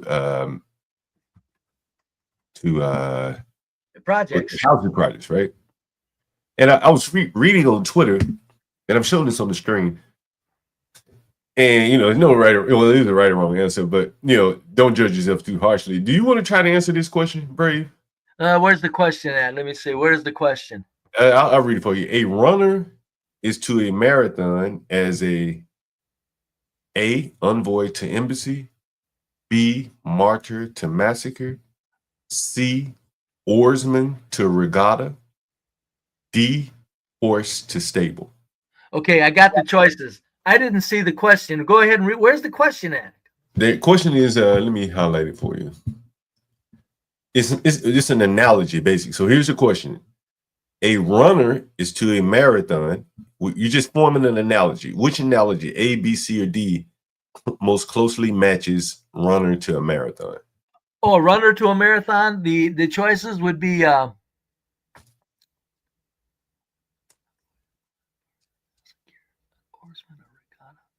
Well, the regatta, I'm not sure, but I would guess it would be an oarsman to a regatta. How did you come up with that? Because a runner participates in the contest with his body, and the oarsman participates in a contest with his body.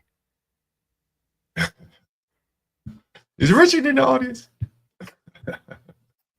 I think he is. Read this, Brave.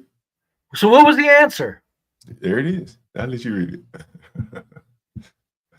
Oh, 53%. What happened to the other ones? You mean I'm full of shit? Oh, yeah, it's the correct answer. But 22% of African Americans chose C. Oops, not good for you folks. Not good for your team, Stanley. Guess who guessed it right without even after I had the question straightened out because I couldn't read the question. A white loser answered that correctly, Stanley. A white loser that you call uneducated. And I am uneducated. I'm just very intelligent. Uneducated? Not real well. Not on a lot of things. Brave, you see the statistic up there, only 22% of all. And I guarantee you, there's a whole lot of blacks that I guarantee you were far more educated than I was or am. Hey, Brave, you think good old Mike could answer that question, Brave? I don't know. I like Mike so much, I hate to say no. But if he's trying to compare a McDonald's as an analogy, rebuilding a McDonald's with the need to rebuild projects that are built to only have to maintain, and they should last because structures last for 100 years. It's not the structure that needs to be rebuilt. It's the blacks that tore the shit out of it and made it so nobody could live there safely, meaning they had to break that group of people up. But Mike didn't get any of that. I don't think he got it. And Bray, so they had to take these questions off of the SATs because blacks were doing so poorly at analogies. And this was an analogy that they said poor blacks would not be able to answer because they wouldn't know what a regatta is. What? I had a regatta. I'm trash. I had to guess. A regatta is like a boat race, correct? Yeah, I think so. Yeah. Mm-hmm. Okay, that's good enough for me. God damn, I wasn't sure myself, John.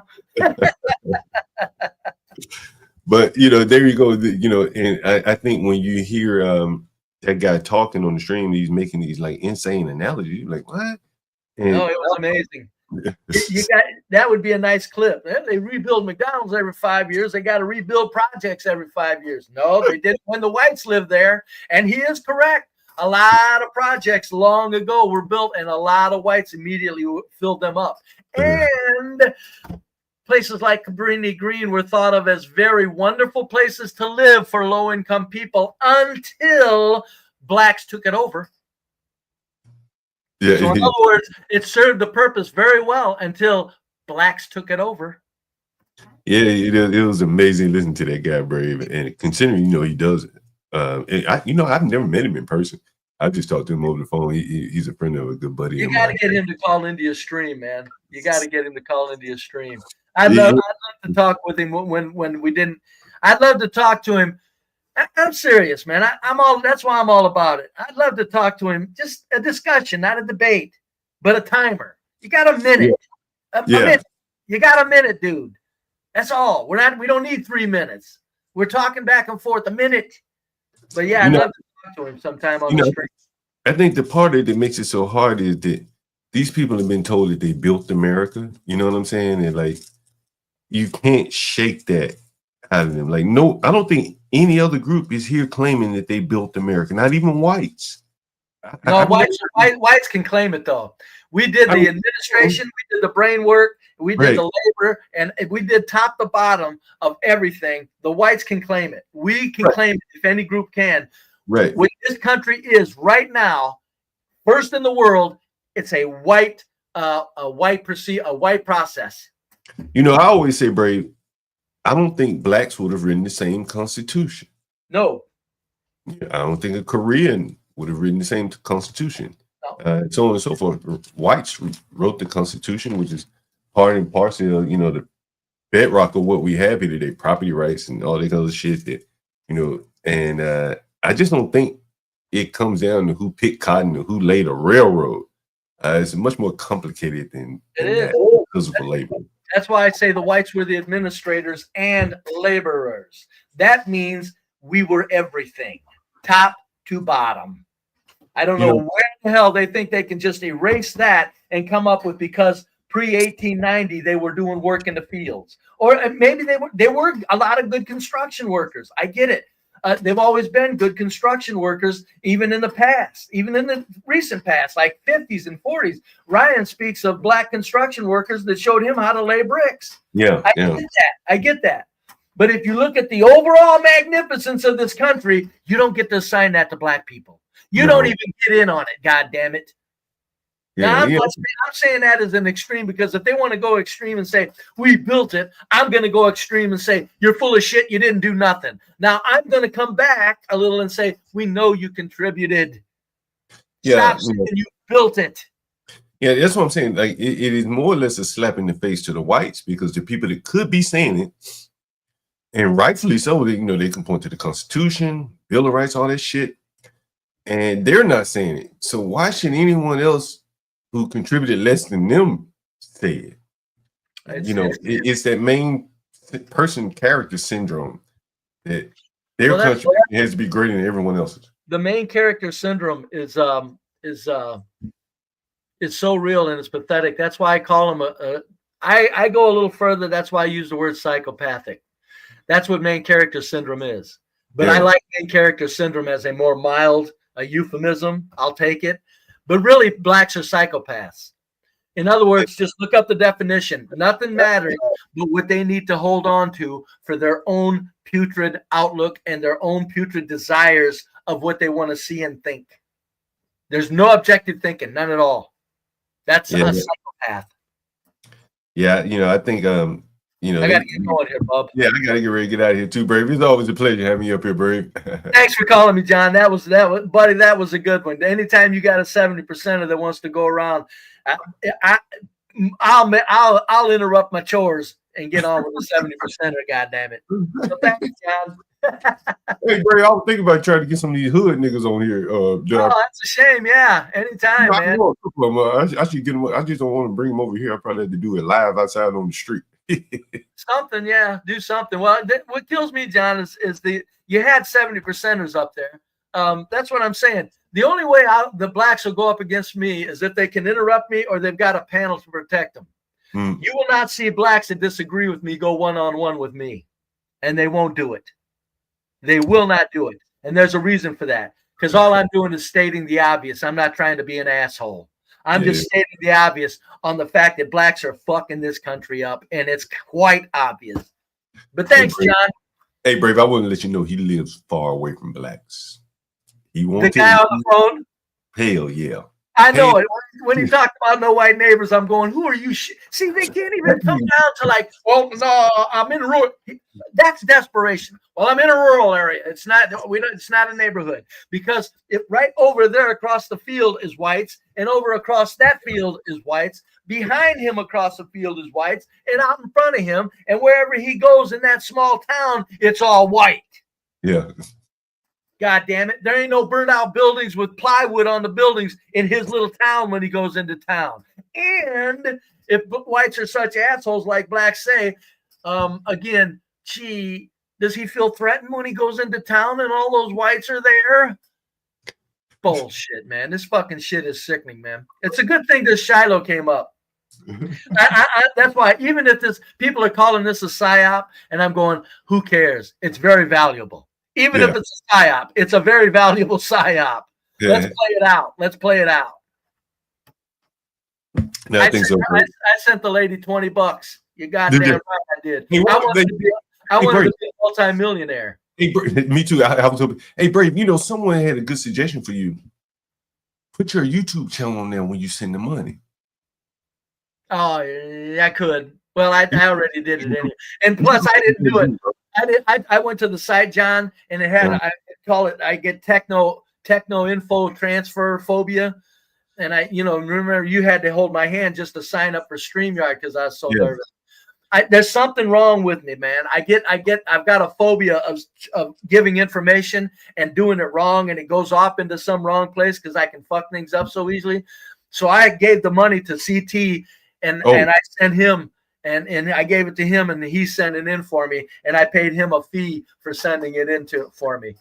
Bro, you should tell him to put you one up there with your username in there, so you could screenshot it and everything. Once you do it, you know what time you send it up there, screenshot it and do a thumbnail and do a show with that shit as the thumbnail.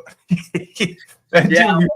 Hey, what you guys think about that? Wouldn't that be good right there, B-Bird? It would, but to tell you the truth, John, what I did is because I don't know anything about tech, when I made my Cash App, even when I made my first email, it dawned on me. I looked at my first email and I'm going, God damn, my full name is on my email, and I sent it to CT, which was no worry. Yeah. But I said, Jesus Christ. And I said, wait a minute, because I thought your email went out. I didn't know they sent your goddamn name with it. So, and I did the same goddamn thing with my goddamn Cash App. There was my full name on my Cash App, and Ryan alerted me of that, so I changed that. So before I get anything going here, I'd like to let that get way in the past. My name was actually attached to the Cash App. Man, I think there'll be a good stream for you with that. Is someone will know your Cash App address, Brave? Be brave and think. Be brave and think. There you go. Yeah, Cash App. Thank you very much. If anybody sends me money, yeah. I don't ask for it, but you know what? I ain't rich, and I do put a lot of effort in black bashing. I'm sorry to call it that, but you're goddamn right. That's my fucking agenda because I'm sick of them. Thank you, John, for letting me vent as usual. It's always a pleasure, Brave. All right, see you, John. Hi, Brave. All righty, folks. God damn it, John Galt, the holy man. See you later, buddy. Oh, man, it's always fun to have Brave up here. I always enjoy having Brave up. Hey, and Brave got that analogy right. Like it didn't take him long either. He deduced it very quickly.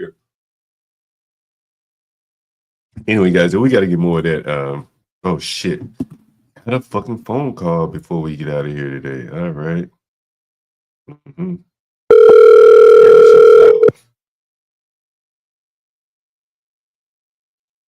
Hello? Hey, what's up, man? How's it going? Good. Sorry, I went MIA. I had job interviews recently, Okay. and I had 9 interviews straight. Damn. And yeah, right. They're getting back to me this week to get a final offer. So, I wanted to talk to you about moving into one of the rooms either today or tomorrow. Possible? Yeah. We got plenty of rooms available. Huh? We have plenty of rooms available. Okay. What's the you're on Penthroy, right? Oh, you want Petworth or Southeast? What's the better option in your opinion? I mean, it depends on what you're looking for. What neighborhood? How much you want to pay? You want the better neighborhood in terms of demographics, or what you're looking for? Better neighborhood. Yeah, we have Petworth. Where are you going to be working? You I'll don't be know working yet. No, I'll be it's either roofing or construction. Oh, okay. You do roofing and construction. Oh, okay. Yeah, I got an engineering degree. And you're going to be roofing? Well, I'm just seeing what hits first. I mean, we're trying to get these bills paid. Oh yeah. I gotta final it. So it's like I interviewed for construction companies on Tuesday.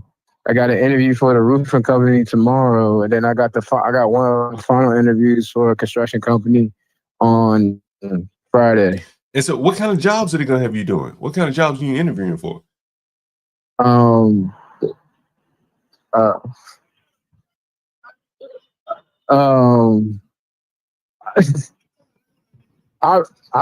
appreciate that. Sorry.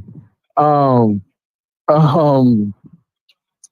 be doing construction management or assistant to superintendent. Oh, you're not gonna be doing construction though. Okay, I got you. Yeah, because I got a mechanical engineering degree.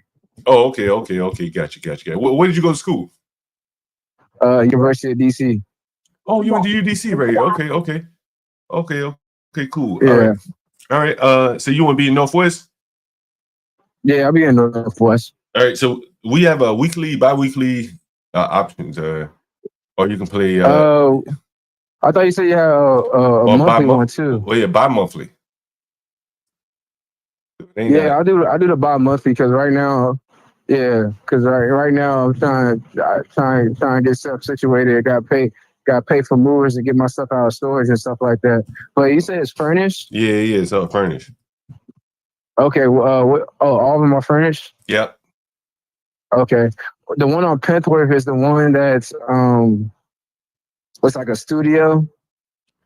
We don't have that one right now. All we have right now is like private rooms with a shared bath. Okay, no, that's fine. Cause I just need something temporary so I can get an actual apartment. Yeah. On my own once these jobs come through. Are you from DC? I'm a DMV kid, man. I was born in Chantilly, grew up in Waldorf, went to college in DC. Oh, okay. Yeah, you went to UDC. Okay. Where's UDC now? Well, it's all over.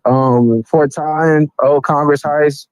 We got a hangar at Reagan, and the main campus is on Connecticut Avenue. Oh, okay. Yeah, that's right. That is right. Is it still a black college? I can't remember if it is or not. Yeah, no, it's still HBCU. It's the third oldest HBCU. Really? I went to Tuskegee. What's the oldest? That would be, I would think, Lincoln. Oh, really? Damn.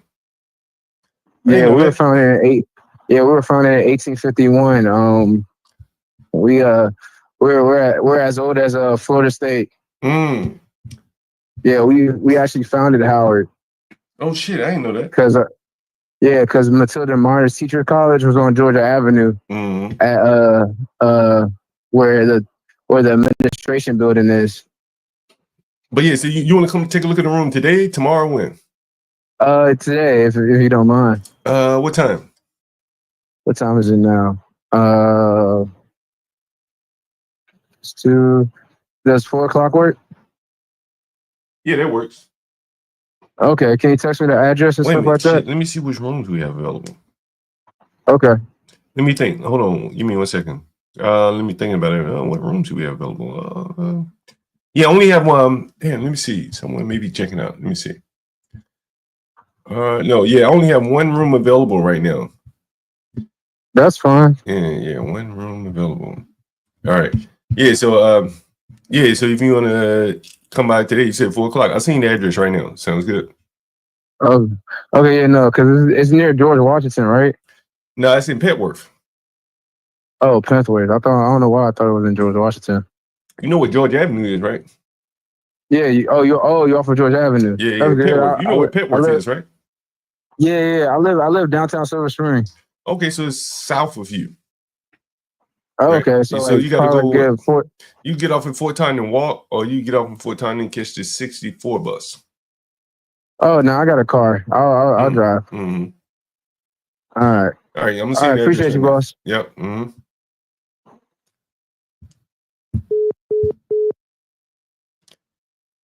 HBCU graduate. They're a mechanical engineer. Anyway, that was interesting. Yeah, that was interesting. Be brave. We had a 70%er. We had a renter. UDC. How many of you knew of UDC, by the way? Yeah, I think it's one of these a city public historically black land grant university in Washington, D.C. Variety of associates, bachelor's, master's, professional, and doctoral degrees, as well as workforce and certificate programs. They used to call this shit like 13th grade around here, some shit like that. But he's now on his way to build bridges and roads and shit. UDC. The oldest, did he say it's the oldest black college or the third oldest?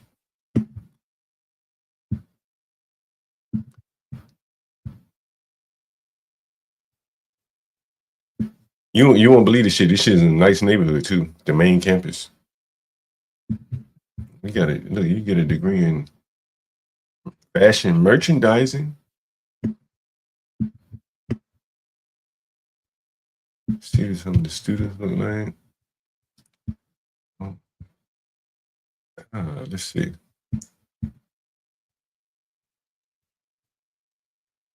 Yeah, this shit is up by like Embassy Road, the Embassy area. There's some of the students, more students. UDC president here.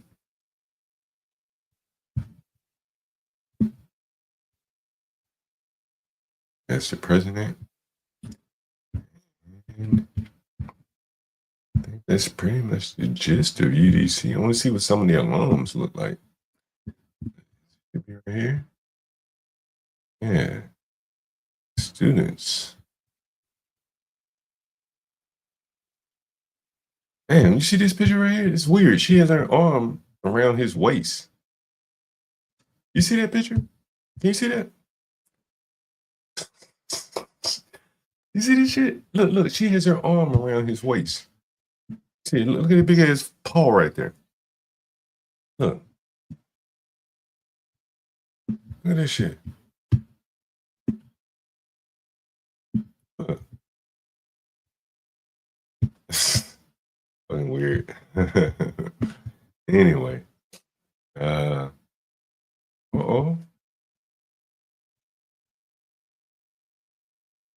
It's a black college with a Center for Diversity, Inclusion, and Multicultural Affairs. That's interesting.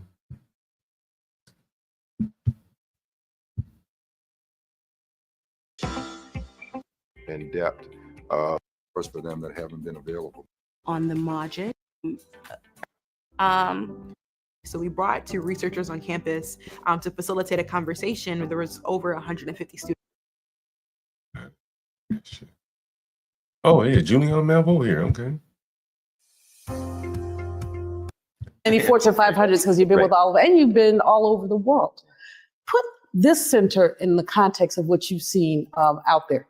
Well, I think it's so important. It's such an exciting opportunity, and particularly for an HBCU to be playing this role, because I think in a lot of cases, people believe that if you're in a non-dominant group environment, that we don't need to have diversity. But we all know that's nonsense. We all know that, I mean, I like to say, I'm Jewish and I know folks who are Jewish who rail against anti-Semitism, but then make a questionable racial comment. And I know, African Americans who will rail against. How many of you guys knew that shit was? How many of you guys knew that shit was coming? You knew that was coming. Hey, what do you say? He said, you knew that was coming. LGBTQ as well, and might be undocumented, right? We're looking at is making history. It's opened a Center for Diversity, Inclusion, and Multicultural Affairs. This is one of the first centers for diversity and inclusion at an HBCU, and its inaugural director, Trinice McNally, is my guest. Howard Ross is. Does that mean they appeal to white people? If it's a black school, are they looking for diversity with whites? A lifetime social justice advocate, founder of the D&I consulting firm Cook Ross, author of a best-selling book on everyday bias, and a recent book, Our Search for Belonging, How the Need for Connection is Tearing Our Culture Apart. Thank both of you for joining me on Malvo. I'm just so excited to have both of you here together. Great to be with you as always. Trinice, what's different about this new center here at UDC? There are centers for diversity and inclusion all over the country, on campuses and in other places. What makes yours unique?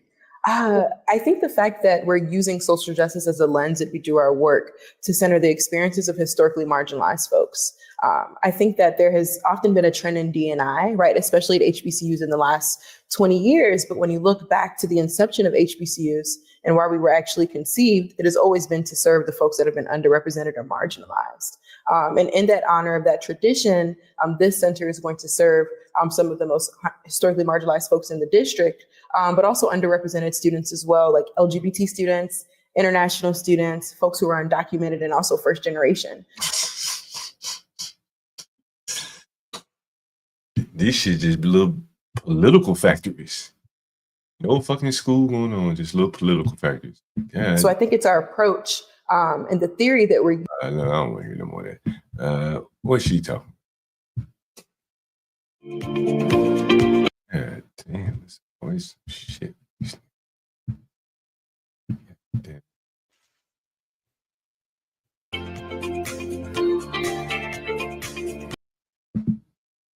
The fuck did I do? Oh shit. All right.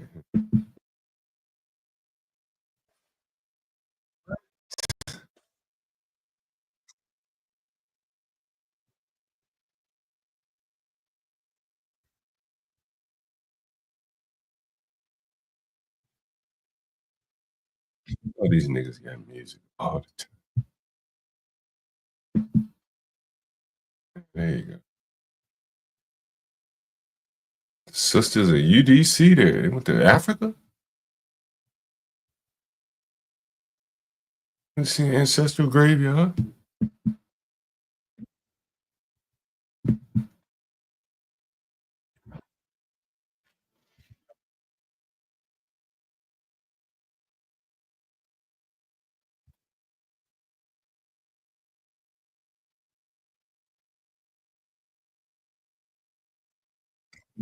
You think she took all her snacks when she went to Ghana? Look at this shit. She, her. She, her. I don't know what that means, but she has her pronouns. Do they all have pronouns? Oh, they did the slave council. That's the slave council. Listen.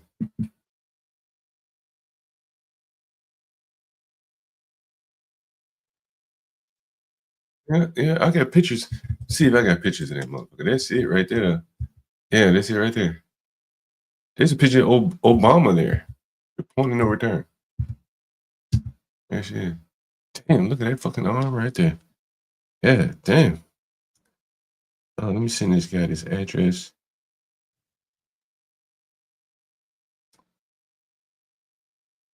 Yeah. All right, that's sent. And so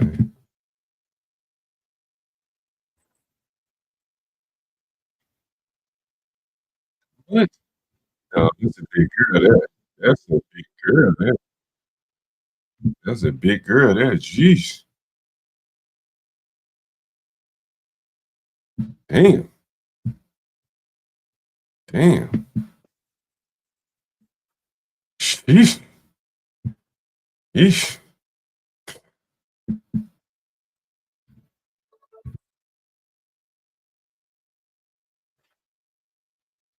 Wait, they with the gun. How did Ghana's culture play a role on your trip? Now, we just saw a lady with the Ghana. I guess they had a totally different experience.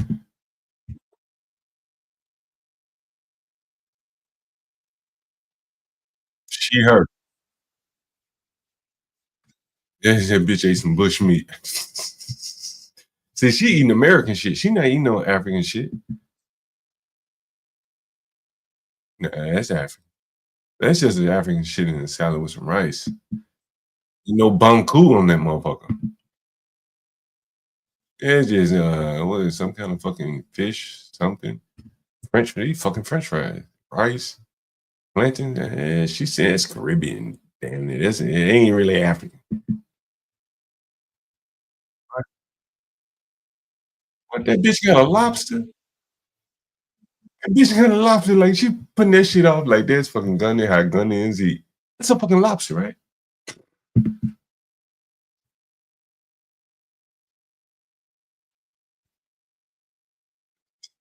Yeah, yeah, that's enough of this. That lingo got me straight triggered up. It's fucking crazy. Yeah, it's a bullshit college here in DC. But they happen to be in a very nice neighborhood, so they hang on there because their real estate that they're sitting on is worth a lot of money on Connecticut Avenue.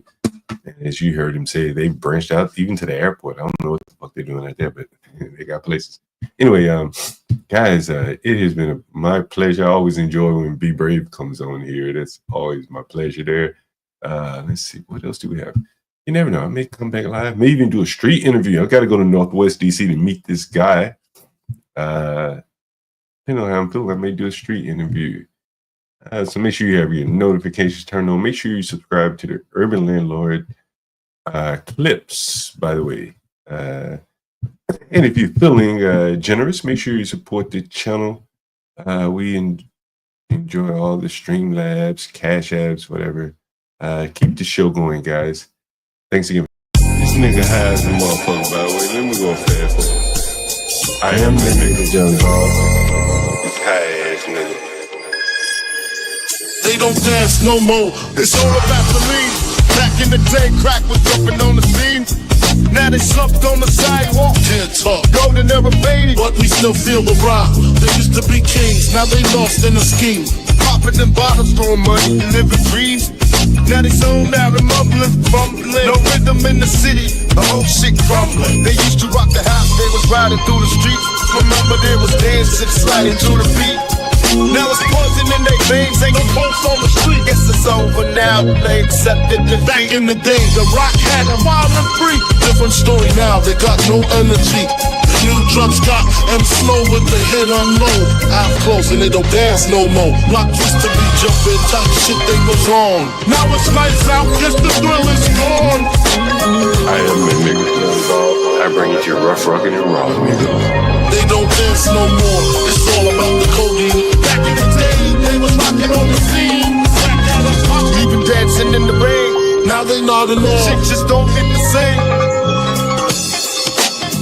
I am that nigga.